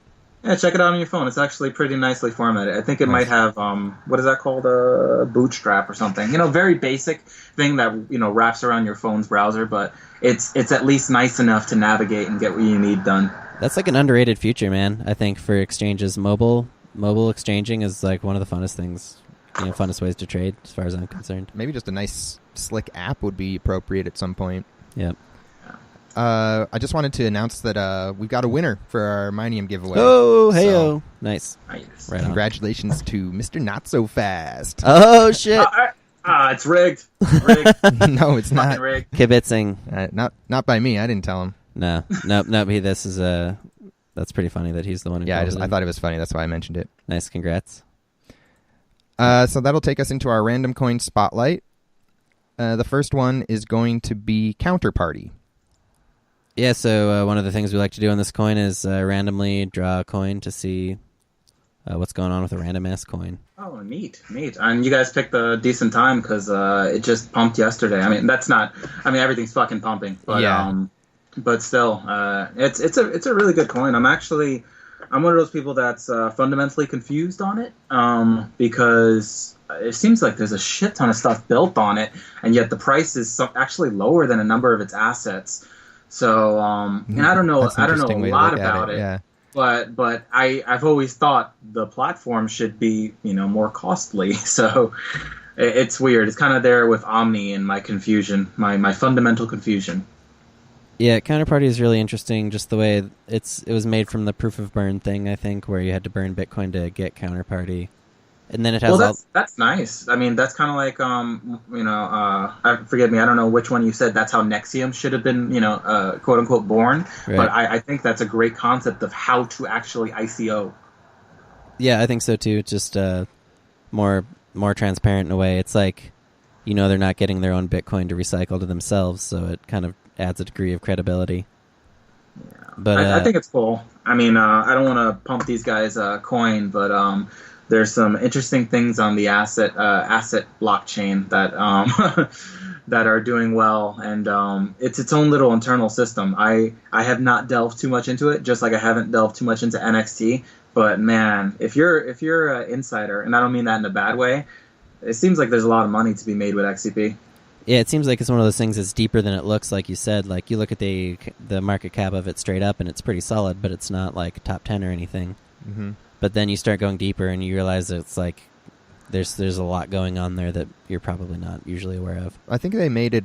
They're one of the first, or maybe the first easiest one to make these sort of other assets on. So I feel like a lot of people still go to Counterparty to make assets, Counterparty or NXT, pretty much before they even go to Ethereum right now to make tokens still. And I think that's kind of driven a lot of different development for a while now. I noticed that they've got all sorts of different collectibles on there, a lot of card games, various things. So I find that stuff interesting. I think it's a good idea, to track it. The whole tracking thing on regular, I don't want to say regular blockchains, but non-asset blockchains is the way to put it. It's a little annoying, there's not a lot of individuality, and people love individuality. They love uniqueness, and the whole forging of X amount of tokens, it just creates its own scarcity. So I really like the idea. Hopefully I can free up some funds and join this uptrend. Yeah, one cool thing about Counterparty too is that all the assets and Counterparty, when you transact, the fees use Bitcoin. So I didn't know. You're essentially, the whole thing is underwritten by like the security of the Bitcoin chain. So you're not going to have a lot of the problems that you do with, as we know, like we were talking about with ETH tokens and that kind of stuff. Oh, that's pretty boss. I didn't know that. Yeah, it's cool. So that is Counterparty, a cool coin that is out there. And then we like to do a smaller cap coin as well for a random coin, and this week we rolled Whitecoin. Oh, man. Whitecoin was, if, Blackcoin launched 1 million clones, like Whitecoin was the first of them, and then it kind of just gave birth to every color coin that you could imagine. It was incredible. Yeah, Whitecoin confused me because I was looking into it a while back, and I took part in some of its pumps and made some money on it.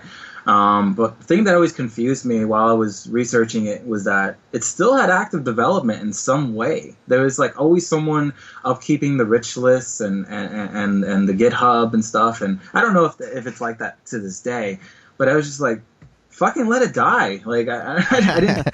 No, it kind of seems like it is that way to this day. From what my little bit of research showed, there's at least people posting in the thread still, and they kind of, it's one of those things where maybe they've heard from the developer a few months ago or something, maybe. Yeah. I'm really confused because the thread is not full of hate. It's got something going on. It even survived its last Trex culling. Which, I mean, that doesn't really mean much, but it's still, there are some coins that get put up for the listing, and the developer, the pump teams or anybody, they're like, no, we're done. And with Whitecoin, I mean, it's not cheap to, I think it's 0.5 a day for 14 days. So, I mean, you still have to at least make that effort, and somebody did, so that's saying something.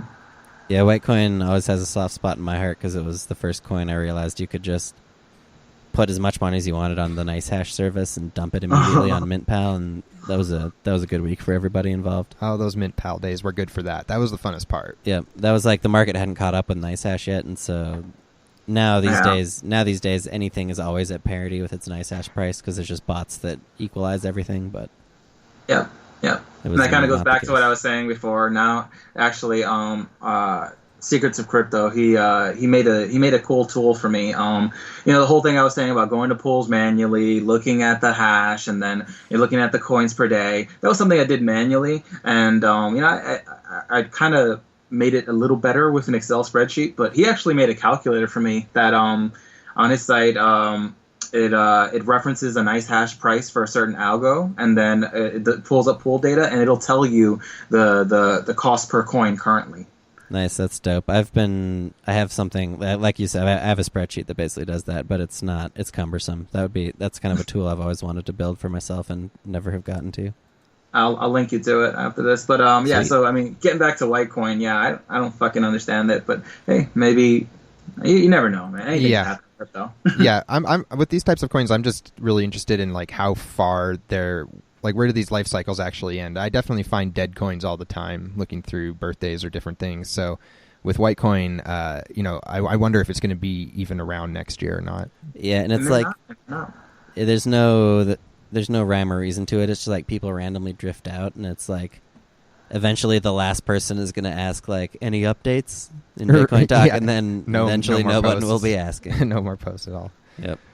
Well, that's a little random look at Whitecoin. Next we're going to just go through some of the new coins on Bitcoin Talk this week. It's funny, all eyes are on new coins right now, and like small cap coins because of Pascal, and I really hope that everyone's pouring through Bitcoin Talk looking for something amazing because it's not there right now. These coins are these coins are. I just looked at YesCoin and I'm like disgusted. I'm like, what the hell? This looks like a fucking party flyer. Yeah, you got to look through these links. They're oh my god, what is this? So here's the thing on YesCoin. It's got 40 billion coins pre-mine, a conservative 40 billion pre-mine. Yeah, I mean, that's got to eat, right? Yep, and it's got a generous block reward of 0.0000001. Oh, nice. Yeah. What is up with these images? Like, it's so aggressive. Fucking big. It's aggressive. And this shit's also on Yobit with like top volume trading for like 0.5 per coin. It's God. Awful. It's really bad. These images are epic as hell. I can't get over it. Anyway. Amazing marketing on YesCoin. Go ahead and check it out just for that purpose. Honestly, you got it. That's so bad. This is the kind of coin we're talking about if you want to trade in the crappiest coins that still have a whale doing weird shit with it. Then I guess YesCoin is one of those. I wouldn't even speculate on where to buy in, though. No, I'm sure it's one of those things as soon as anybody buys any, the price will go down 20%. Yeah, exactly. Until someone else buys. Yeah, they probably salivate over any bid set that's not theirs. Yep. So yeah, YesCoin is out there. Next on the list here we have Lenin Coin. What the? This is a 10% pre-mine, just an SHA clone coin. Yep, a couple of them like this week, just sort of still following the Trump, Putin trend. I think people coins right now is just barely a thing. Yeah, This guy really likes Emboss, huh? yeah, it's like I think this is if you just like if there was a service that created coin logos automatically, this is what it would cook up for you. Yeah. Like just the first GIS search for Vladimir Lenin embossed with the slogan around it. Yep. And it also has the whole typical centering. Like it's like if people are afraid of different alignments. Dude, we were joking about that earlier. We like the centering. We were sad to see people not use centering. Okay, but you know what? It harkens back to the old days. Yeah, so exactly. It's comforting It to makes me, me you know. feel comfortable. Yeah, I need it exactly. nice and centered. I don't want to jump you guys, but I'm looking at the global trade, and I'm This just is go a good for it. coin. This is a good and I'm coin. just like, oh man, this is as contrarian as you can get. There's no fucking images. There's just a wall of text, and it looks like the guy just imported his notepad. This is something that I would throw like a little hash at, like I'm talking 0.5% risk or less, just off like no one's gonna fucking mind this. You wish you could. It's the way this coin works is that it's 100% pre-mine, and he's just selling it to people on C-Cex. Oh, okay, that makes sense. So, yep, that's a Another winning piece of garbage formula. coin this week. Oh man, but you know, people are gonna run into it. Like, you know, I was joking, I didn't even read it yet. But people are gonna run it. They're gonna read these things and then go, "I need the next pass," and they're gonna run into these things. So Yeah. Well, this is great for me, honestly. Like, these coins are terrible, but if it was just so easy that only the good coins were getting listed, like, that would be, like, the end of my whole no, trading you need strategy. the contrast. You need contrast. You need there's only good because there's bad. There's only fucking great because there's shit. So So yin speaking yang right there. Exactly, and we're knee deep in the shit now, but who knows what we'll find. Global Trade Coin is one of them. Next, we're going to do Marx Coin. Yeah. Keeping it going, I guess. Oh, center. The center is getting love. Oh, they even have the code right here where you can. I don't even know what the hell this is. It used to be code for your nodes and everything. What is this? Oh my god, they're putting in the code fields. Add nodes. They got signatures. Oh, yeah, signature campaign. Oh, They you got know, signatures. they got it ready. They got it ready because so many people, like, they come, fucking with pails of water. And they're like, they're like, Pizza. They're usually looking for translations, as you probably know. Yeah. A penny for a bounty, sir. Yeah. That's like half of Bitcoin talk right now. Now, this really seems like an opportunity for a airdrop. Yeah, but he's doing bounties. He's going the bounty road, so we'll see what happens. So Yeah, this coin, it does have a pre-mine, but it's not the biggest pre-mine. It's like only like 1,000 blocks or something. So It's got the one commit too on GitHub, so that that's going to be a winner. yep, that beautiful first commit. You only need one. He did it right the first time. So why would he have two commits? Yeah, these are just super unappealing mining coins. But like I was saying earlier, so was like those Trump and Putin ones. So I just wait for these ones to maybe get on Yobit and wait for them to actually be worth a bunch of money, if that's going to ever happen. Yeah. Otherwise, good night. Yeah. All right. So Next we got a Fire Rooster coin here. You see, What the fuck is a fire rooster? I'm glad you asked because in the Chinese culture, fire roosters are hardworking, resourceful, courageous, and talented. Oh my god! Oh my god! So this is one of those announcements where they tell me what it is, as if it fucking matters. Yeah, exactly. Yeah, That changes everything. This is the year of the Fire Rooster. Yeah. So yeah, we're there's only whatever coins, and the main thing that I just can't stand still is the 17% pre-mine, though. It makes it a little bit. Why not 20? Unfortunate. Like, honestly, like, if you're gonna fuck me, take the other 3%. I don't understand what made them think Obviously, 17? the 2017. 99% pre-mine, man. Just go for it. Yeah, They're like, it makes sense because it's 2017. It has to be a 17% pre-mine. That's how math works. Well, it's funny. It's probably the same guy doing all these, and he always comes out and he's like, "It's okay. The pre-mine is for bounties and promotions." It's like, no, that doesn't make any sense. Nobody ever wants a coin to have that much for bounties. Nobody wants that. So next, you know what I like? I like the color scheme too. He was just like, you know what? I can't afford anyone on Fiverr. I need to use red and orange. Like, I need to incorporate this shit. Like, it's great. Yeah, he's got this UBB formatting is great. He knows what's up. Is this thing trading? Is it actually trading? Oh, no. They've got the dead link to an exchange. That's always good. yeah. So, yeah, Fire Rooster coin, probably not looking good. Novus coin looks incredibly bad. These graphics are...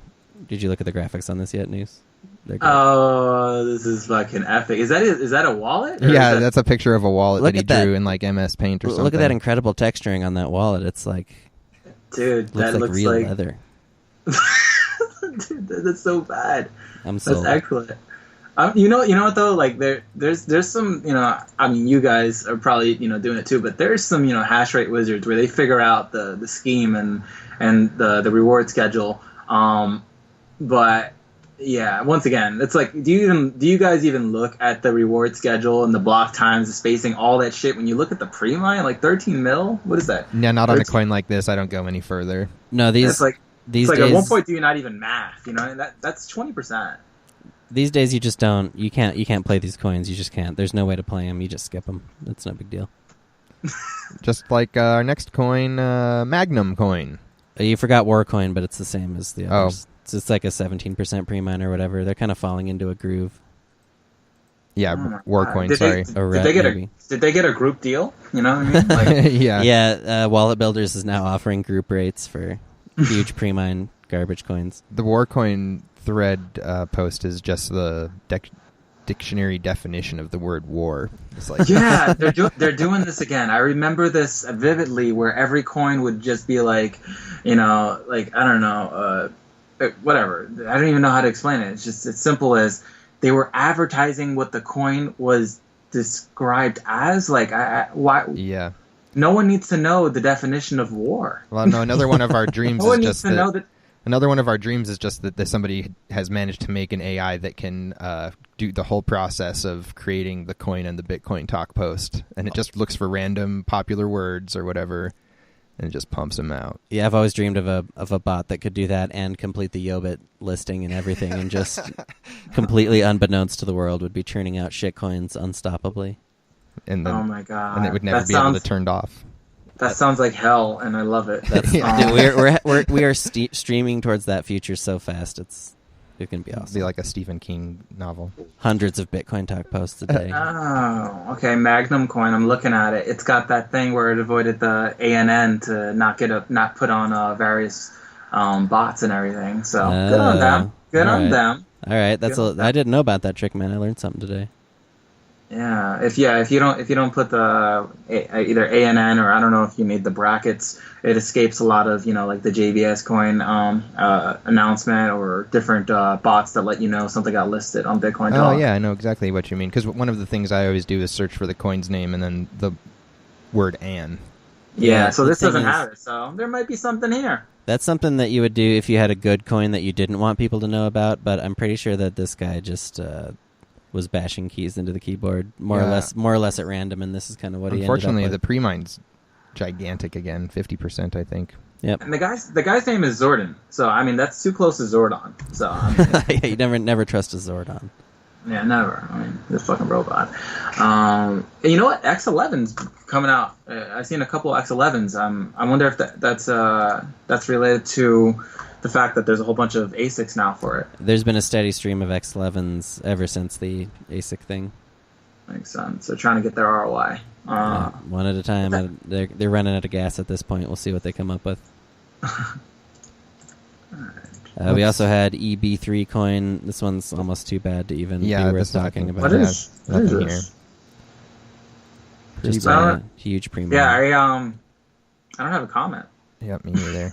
And then Jackson Coin. Tribute to Michael Jackson. I don't think this is the first Michael Jackson No, it can't be. tribute coin. Just can't be. But maybe it'll get listed. I don't know. Doesn't Yep. look that great, though. Once again, nice big pre-mine.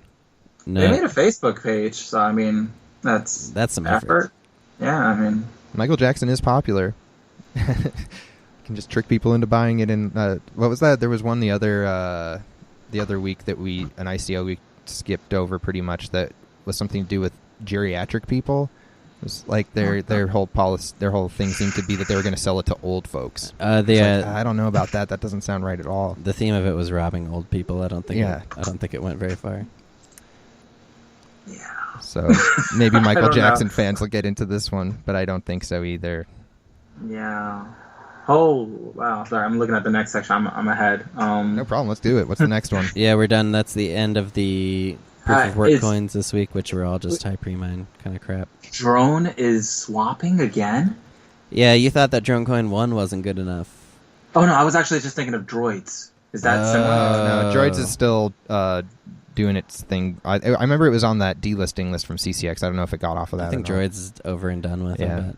Okay, yeah. No, let's not even waste time with that. I mean, that was a savage thing that happened, but let's not talk about it. So this one, Drone Coin recently was a guy who was going to basically, his whole coin was based around that he was going to give away a drone to somebody. And he still says he's going to do that, but I don't know why he's swapping. Do you know, Brando, what's up? I have no idea, but if you want to try and win the drone from this guy, you got to swap over to Drone Coin version 2. Yeah. What? I mean, is that a thing? Like, don't get me wrong. I'm a big fan of altcoins as a whole for various purposes. You know, I even saw that, you know, Antonopoulos fucking video years ago about, you know, altcoins are just like they're just transfer of energy and you know, you could have Joey coin. Whatever. I believe some of that shit, you know? But this dude seriously made a fucking coin just for a drone giveaway? Well, I think that's the pretense. I think what you're going to find is that he's never going to give the drone away. He just wants to sell it for 1 Satoshi. That's kind of the... You don't think he could just give the drone away? He probably got it for free or something. You think he's going to go to the post office and pack up a drone and like, Sure, why not? dude, these guys, That'll it's a give wallet. him just enough credibility to like get $500 to pay for the drone or whatever. I don't know. What's next, though? iPad coin? Yeah, exactly. Fabulous new car coin. The price is right. Coin. I don't know. I don't know how to interpret this. This is so stupid. My brain froze. SuprNova has a pool for this. It's like it only has one Of miner. course. It has one Of miner course. with 14 mega hash, and he's like, got a note here. It's like, be aware that this coin is heavily pre-mined and is a wallet builder's. Oh Yeah. man! So he's back in that game. He's back in listing complete. He seems to be pretty bored. He's still pretty random though. It's hard to guess what he's going to list overall. It's true. Yeah, during like a period of like alt sucking, he kind of had a whole bunch of morals and was like, "I'm not listing this or that," and I was just like, interesting. Well, may appear to be past those days. I like it. There was a re-announcement this week for a coin called Freemason Coin, but there's not much to see here. Wow, that's one of the shortest posts I've seen in a long time. It's as short as it Apparently, gets. it's been rolling for quite a while, but I don't think it's got much attention. We also had the final thread for the new Ubiq deal. That's Yep, out which we there if you talked want to about. check that out. Yep. And then we had a pre-announcement for a Juggalo coin. Whoop! Oh man, And I I know. saw Crypto fucking- Juggalo was stoked on that one. So that was awesome. Yeah. This is overdue. You know what's interesting about this coin is this is actually the best post of the week by a pretty solid margin, because they're actually just trying to release a normal coin. Yeah, we've got the no pre-mine and a pre-announcement, which we kind of liked recently because there's no real point to do a Ninja launch right now. Yeah, Ninja's Yeah. totally worthless, so they're going to release mean- a tribute coin to some Juggalos. That's cool. I mean, besides the giant image at the bottom, it's actually formatted decently. Like, you know, from a design perspective, like, I mean, what can you really tell from design? But like the standards are so fucking low on Bitcoin Talk that like my experience as a web designer, you know, from age 14 and under, like I can pick out certain things and I'm like, oh look, they actually use bold properly. Oh look, they actually formatted, you know, a paragraph properly. So it looks like they took a little bit of care. I'll put it that way. Yeah, agreed. And unfortunately, there's no coin details yet. So Yeah. aside from the stuff we want to hear, which is that there's no pre-mine. Yeah, that's true. They don't have any specs out yet. It is going to be DPoS, which of course means you're going to want to get in there quick if you're going to stake. But So yeah, that usually means I'll miss out. that's Whoop Coin, a tribute coin for Violent J and Shaggy 2 Dope. Hey, whatever brings in some traders. I don't know how big that Juggalo community is, but It's pretty they're big. gonna love it. One They're thing gonna I love think it. about, I like about the Juggalo coin, and I think just festival like culture in general, is there's a lot of trading that goes on, and they kind of have their own microeconomies in a way. Anyway, a lot of them would just think it's fun to use a Juggalo token. Not that would ever drive up a price very far, but I think they'd enjoy it. Which everybody should do, because maybe then they'll just learn about altcoins. Be like, oh yeah, I can trade. Yeah. I can trade my Juggalo token online, What's this thing called Pascal Coin? How much can I which sounds buy? great. That's how you get in. So we also had a post this week for a takeover of Jackpot Coin. Wow, that's so fucking old. So Yeah, bringing this it one back. caught my eye just a tiny bit. Just because, why take over Jackpot Coin? I don't even know. I mean, I actually was looking into this a while ago. I saw some crazy price increase a couple months ago, and I was like, oh, let me look at the thread. I'm fucking bored. And I was surprised the actual former developer was actually tweeting years later and just said, I'm busy. I just wanted to check in. I'm like, what the hell? So I don't know if he passed it. Actually, no, his last post I remember was him saying that he wanted to hand over the reins, but only if someone could, like, meet his criteria of coding and everything. And I was thinking, like, dude, no one cares. Like, I'm only here by accident. So, yeah, I'm actually surprised to see this. Maybe he found someone that... Well, that's actually really interesting because one thing they say is that the developer has given them permission for their relaunch. Yeah, he found Okay. that he's got the blessing. They got blessed. Wow. This guy who actually did the post is somebody that I've seen around Bitcoin Talk a bit. He was in this Ubiq coin called Swagbucks that I messed around with for a while. Yeah, I made money on that. That was a nice one. Dude, That was the another kind of Swagbucks- silent win. The Swagbucks fairy just came around, and every couple months, and would buy it from like 10,000 to 100,000. It was incredible. I kept doing that, and like I don't tweet about it that much because I kind of don't want to drag my followers into shit liquidity that much anymore. Right. But that was a nice thing. Like every couple months, it was just you bought it at like I think sub 30 was kind of the big thing, and then it would just pump up like crazy, and it was always actually really good volume. But only for a couple days. Yep, Which one did you like more, Brando? The Swagbucks fairy or the Carpelli's coin fairy? The Carpelli's fairy was my original shitcoin fairy, so that's got to be my favorite. Swagbucks is definitely like a little dirty secret that I think I tweeted out one chart and then someone bitched at me like, oh, there's no liquidity, and then like it pumped up the next day and I was like, well, there's your liquidity, motherfucker. and then I was like, you know what, like not that I want to be responsible, I really don't give a fuck who runs into what fire, but I just was like, it's just not, I'm not getting any love from these. I don't want to deal with this shit, so I don't tweet about every, really. Yeah, I mean, it's not guaranteed. There's a day when the fairy's just not coming back. No, this is like super small cap, super small liquidity. Like it's not the kind of coin that you really want to, you can enjoy it. But that was, with Jackpot Coin, this is it's interesting. I mean, it had an interesting dynamic. Do you guys remember what it did? It's random blocks, probably with huge rewards on occasional blocks. Is usually what this. Well, I kind think of we stuff had is. it on one of our coins recently, and didn't it have every day there was a proof of work block that there was like this many of.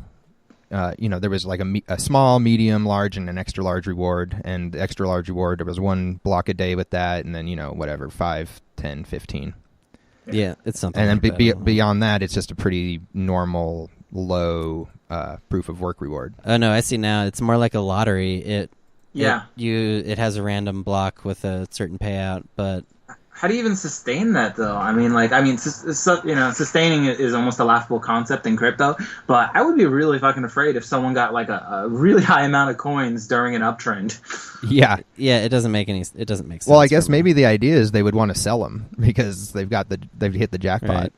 Yeah, but then it shits on any uptrend. So, like, what are you doing as a holder? Are you like selling into every spike in complete fear? Yeah, I've never been in Jackpot Coin either. I mostly remember it as being up in the top of the coin market cap when I was watching Dogecoin a lot, and I was never really knew what it was about, I guess. It's got the unique algo thing you guys were talking about as well, as a barometer. Random coin rewards were like a big thing for a while that people thought were somehow going to make mining more fair and like make it harder to game the difficulty. But I think they're just fun. It just kind of made everything a little bit ridiculous. I'm all about it. I like fun rewards. Yeah. So yeah, Jackpot Coin, it's getting taken over. We'll see how far they get. Best of luck. Right. Alrighty, we also had a bunch of ICOs this week. We don't really dive into these specifically, but we'll just kind of let you know what they are. Pump Coin, Brandon wrote comically bad because it's like a 48-hour ICO, and I don't even think they got a chain going after that. No, raise 0 Bitcoin. Yeah, somebody else made a pump coin too, and then that first pump coin thread owner commented on the second one and said, "Hey, we already had the idea first." And then I responded on the thread and I said, both you guys are fucking faggots. Like fuck this. Like I don't even understand. I don't even understand like what is that the level we're at where we're insulting other scammers? Yeah, maybe they're just like fucking with each other too. I don't know. They want to claim to their own scam domain, I guess. Yeah, weird stuff. Well, And then we saw that came back. So the next one we saw was Melon port. Yeah, this one's like the next. This is another big ETH ICO, so you'll probably be hearing about it. yeah, I don't know anything about this. Yeah, we didn't really look too deep into it yet, but they have a green paper instead of a white paper. If you can imagine that. Yep, it's a green paper. Much I different. I don't like ICOs with with LinkedIn devs. I'll just put it out there. It's reasonable. Yeah, so we're not going to look too close at that yet. And then there's the Litechain, which I think people weren't very happy with. It was another C-Cex ICO of some type. There was referral coins, which there really wasn't any information at all about. Something called Blocktix for tickets. Yeah, Blocktix, I kind of like this idea just because here's something that I almost feel a blockchain could be useful for is ticket, event ticket validation, because it could be a unique key for each ticket and you could make sure that people aren't copying them or whatever.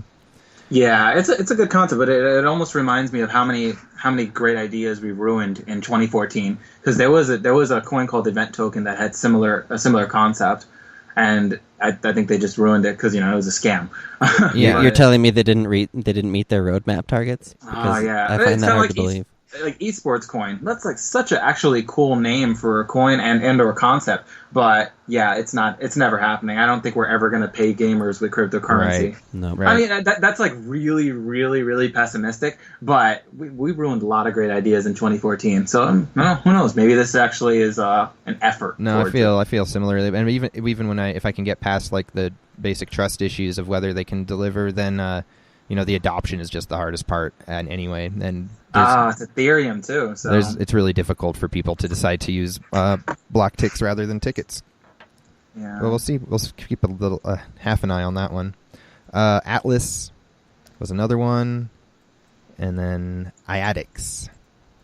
Tons of ICOs out there. Most of them we find don't ever actually come to fruition when we track the numbers. Alrighty, so that's it for the new coins this week.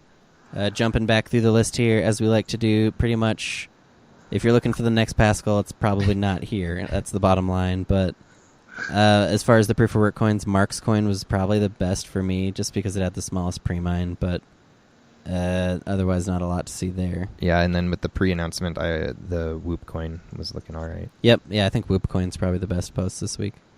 It's nice to see that they're taking some Trex coins that may be delisted, because PXI is getting it's just an eventuality if it already hasn't been delisted. So it's nice to see that these coins are going to get other homes besides Ubiq. Oh yeah, you're looking over at Cryptopia. Yeah.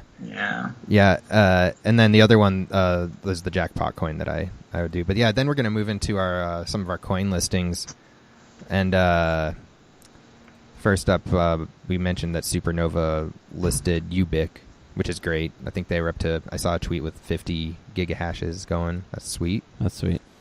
And then Cryptopia listed Neva, Mrsa, Lana, Spectre, Beatcoin, NovaCoin, Coin, Prime XI, Marx Coin, EB3 Coin, and Warcoin.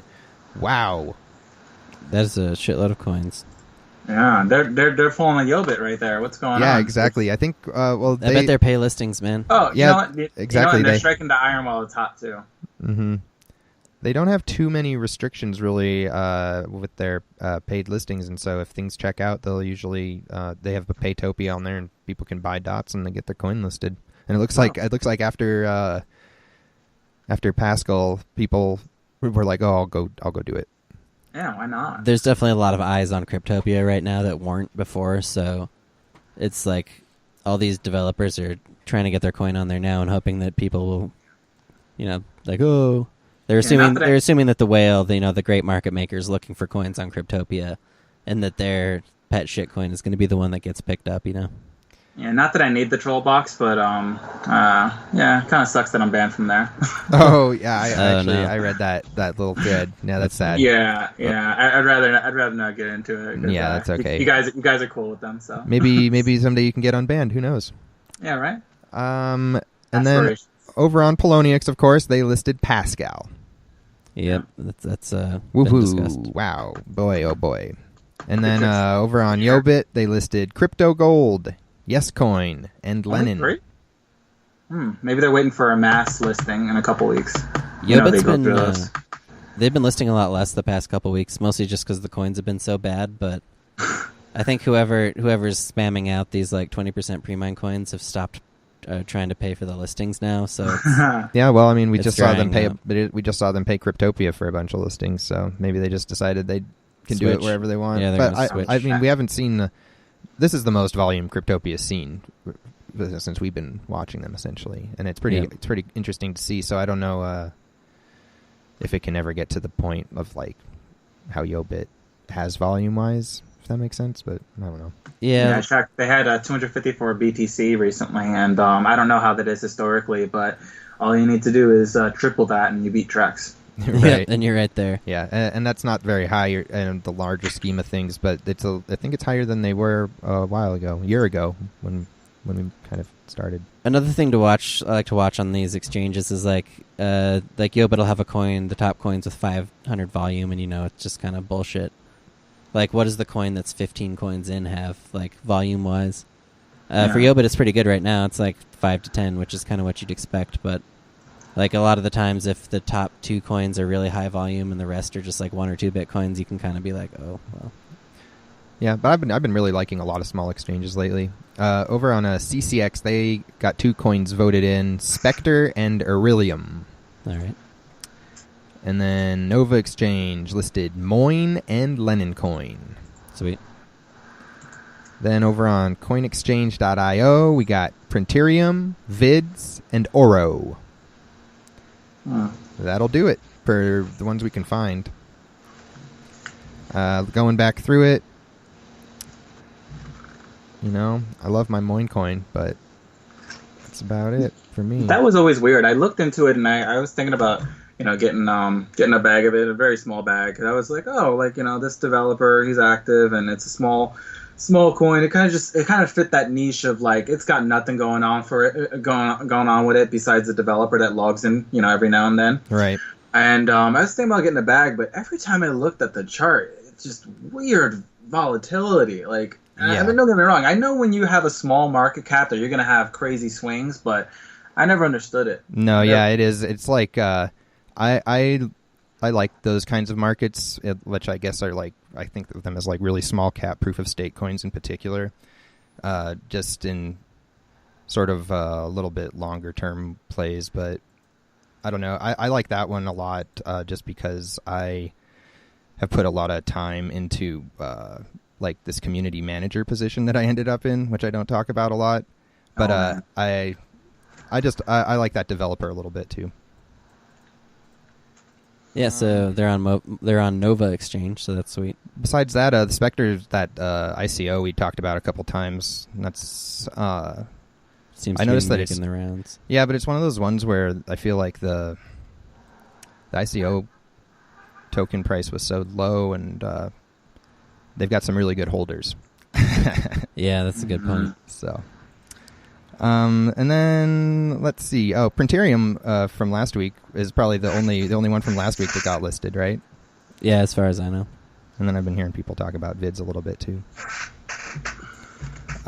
Coin birthdays, we got a couple of them. 3 years old is Coin, and then we got Redcoin. I love those birthdays. Wow. It's funny that we talked about Coin earlier, which they changed it to Coin, I guess. But it was funny. It had this big, huge pre-mine for like a charity of Syntax's daughter's choice at the time or something. Yeah. I wonder what happened to that pre-mine. All right. But yeah, I mean, no, he pulled an interesting disappearing act there, and during that time, Coin was like 60 sats, and then Neo's coin was like sub 200. So good on him though. He did what he had to do. Let's just put it that way. So yeah, that's Coin. Then some other team has picked it up. I think that seems to be what's going on there. Why it's definitely up 1,000,000%. Yeah, it's a retarded percent. You don't want to look at that. Redcoin, I don't even know what to say about that. They got delisted from Polo, and then I saw actually an update from them Like, and they mentioned nothing about the delisting. How can you mention nothing? Like, you guys just got a leg cut off. Like, how can you not mention it? I saw that they. I feel like their price is going to do a little bit better now that they're not on Poloniex for some reason. It's my guess. Well, when you're low Satoshi, like low volume, low Satoshi, you can get stuck in a completely flat. I don't know. Wherever they end up, though, market. Trading, if it goes up too high, people will make it over there probably. They need to do a coin swap or a reduction or something. Yeah, exactly. You've got to weed out all the old wallets and all that stuff. I liked Redcoin was one of the first things I mined for like a long period of time. I just kept that miner on Redcoin. No problem. This coin came out like right after we got into crypto, period. So when we were like we were trolling altcoin calendar, and it's like, oh, Redcoin this week. Yeah, same here. I bought my first fractional Bitcoin in the middle of December, and then my first altcoin launch was Vertcoin. So yeah, around this time. Nice. Yeah, I got ours. I started with just a single graphics card in like January 2014, early January. Started mining Doge, and then like a week later the pump hit, so I was kind of sour because I didn't have any time to actually accumulate them. But that me with Vertcoin was I didn't have like hardly any money to get into crypto, so my gateway was going to be mining, and I bought an R9. Actually, I bought a 7970 and a riser. That was like, all right, this is enough to start off, like fucking idiot. And I started mining, and then like the difficulty got like crazy, so then I got an R9 270X. And I got lucky, and it went parabolic, and I sold for 3/4 my ROI, so that was nice. Yeah, I started mining to get Doge, and I mined that for a little bit, and then it pumped like right away, so I couldn't get very much. I had one R9 270, and then I eventually caught on to beta rigs at one point. I would just use my graphics card, like jumping from launch to launch, and then I would kind of switch back to Doge once the difficulty had spiked. And then I caught on to beta rigs, and I was like, well, wait a minute, if one graphics card is better than normal on this stupid launch coins, I should probably just get as many as I can. Beta rigs is nice. The first coin I ever tried that on, like in a big way, was Blackcoin when that thing launched, and it was awesome. It was like 300% overnight, and I was like completely blown away. Well, actually, Pascal coin felt very fucking similar to Blackcoin, because Blackcoin, what I did, which hardly anyone does anymore, I was such a noob, and I saw the price. I think it was like, I don't know, 30,000, and I bought. Nice. And man. I still got like more than a fucking double on it. Like, That's I got awesome. no work done that day. I felt like so smart. I was like, oh, everyone was afraid. Like, I got it. That's awesome. I don't see the problem buying a 10x. Like, I was in a similar spot like I am with Pascal actually as well, because I got so lucky on that one. I was a noob as well, and I was mining with my one graphics card, and I insta solo mined a block of Blackcoin like right out the gate. Which that's like 10,000 Blackcoin. That was a shit. They had huge blocks. Yeah, it's fucking awesome. But of course, I had basically no Bitcoin, so I was excited to get what I got for it, and had no idea it could pump like that. Yeah, Blackcoin was the first time that I mined a coin for a ton and then sold it immediately for like a 3x and thought it was great, and then watched it go 10x from there. So apparently I learned nothing, because that happened this week with Pascal too. No, can't complain. Man. Really. It happens. It happens. I mean, the last time I had a similar experience, like mining a coin and then selling it during a parabolic, was Vertcoin actually. Nice. And what that was I bought another miner, a script miner, and I just sucked using it. And I put it on a multi-pool that like mined script coins and then exchange them for Vertcoin. And I had like, I think 500 or so coins just stored up, and then Vertcoin started going parabolic in the middle of that year. And I don't know what it was. I guess it was just mining and then like forgetting about it made it easier to hold. But like I sold partials all the way up to the top, and I thought to myself, I don't know if I could have done that had I actually bought in earlier or the recent, like if it was a recent thing. But I don't know if you guys have ever had that experience where a really old mined bag is going up in value and you guys treat it differently mentally. Absolutely, yeah. For me, like Pascal was just so recent, you know what I mean? So yeah. I always just feel like, I think trading for me has just always been a learning experience like that, and no matter whether I make a good or a bad trade or just a decent trade, I kind of always try to take something away from it, I guess. Trading's fucking hard, man. Like I'm still learning how to trade, and I think I'm gonna be learning how to trade for a long time. Like for me, I feel like I'm just a good gambler, and then like my investments are like overshadow my trading wins and wins and losses. Like I'm just kind of getting better at trading recently, but all my bag holds, the term bag holder that's really insulted by that's really perpetuated by just really salty traders. Those have really just shined for me. So yeah, trading is tough, man. Actually, getting in, picking an exit, predetermining, your risk, and like that's fucking hard. It's totally easier to go, here's X amount of money, I'm okay losing it, I'm never gonna sell at a loss, and then waiting for a parabolic. That's really easy. I'm not saying your success rate's gonna be high, but it's easy. But actually trading, where you're picking targets, scaling out, and you're trying to mitigate risk, and that ain't fucking easy, man. Yeah, and it's also about having a niche. It's like you're never going to be the guy who sells the bottom or buys the bottom and sells the top every time. So like, nope. Gotta be okay. You gotta be okay with that. Yeah, exactly. Yeah, which is great because I think that's just how it works. And there's a lot of niches out there. Like there's a lot of tiny little corners of crypto that you can get into that you can figure out. Like you might think that this game is fully explored or whatever, but it's not even close. Totally like not. there's it's not a at all. ridiculous amount of opportunity if you look for Yeah. My trading strategy just keeps evolving and changing over time.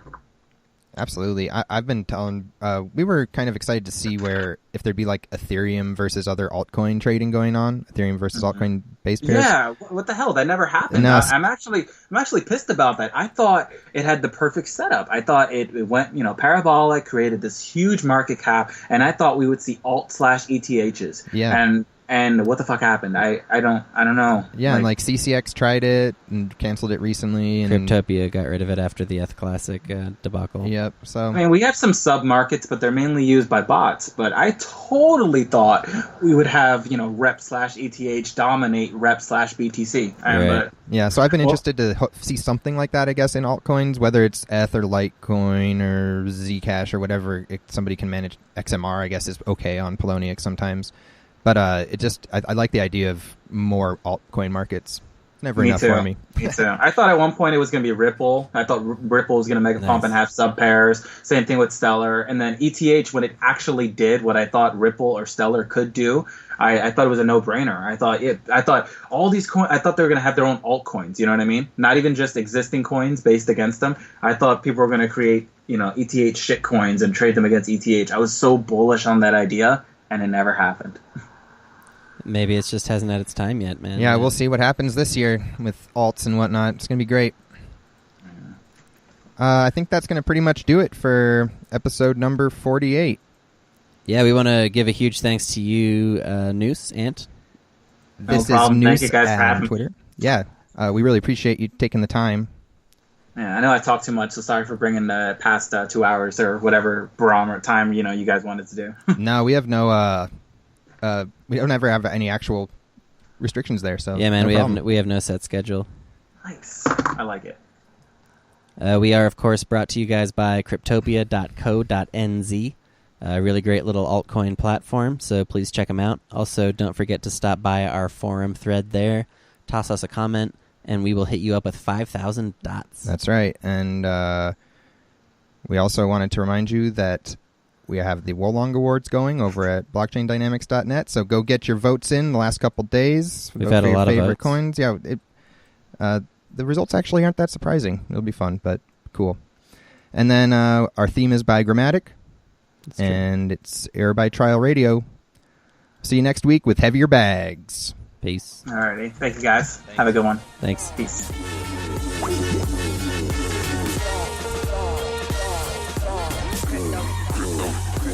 Currency. Like a couple Bitcoins. Money, Pull up on my Nakamoto.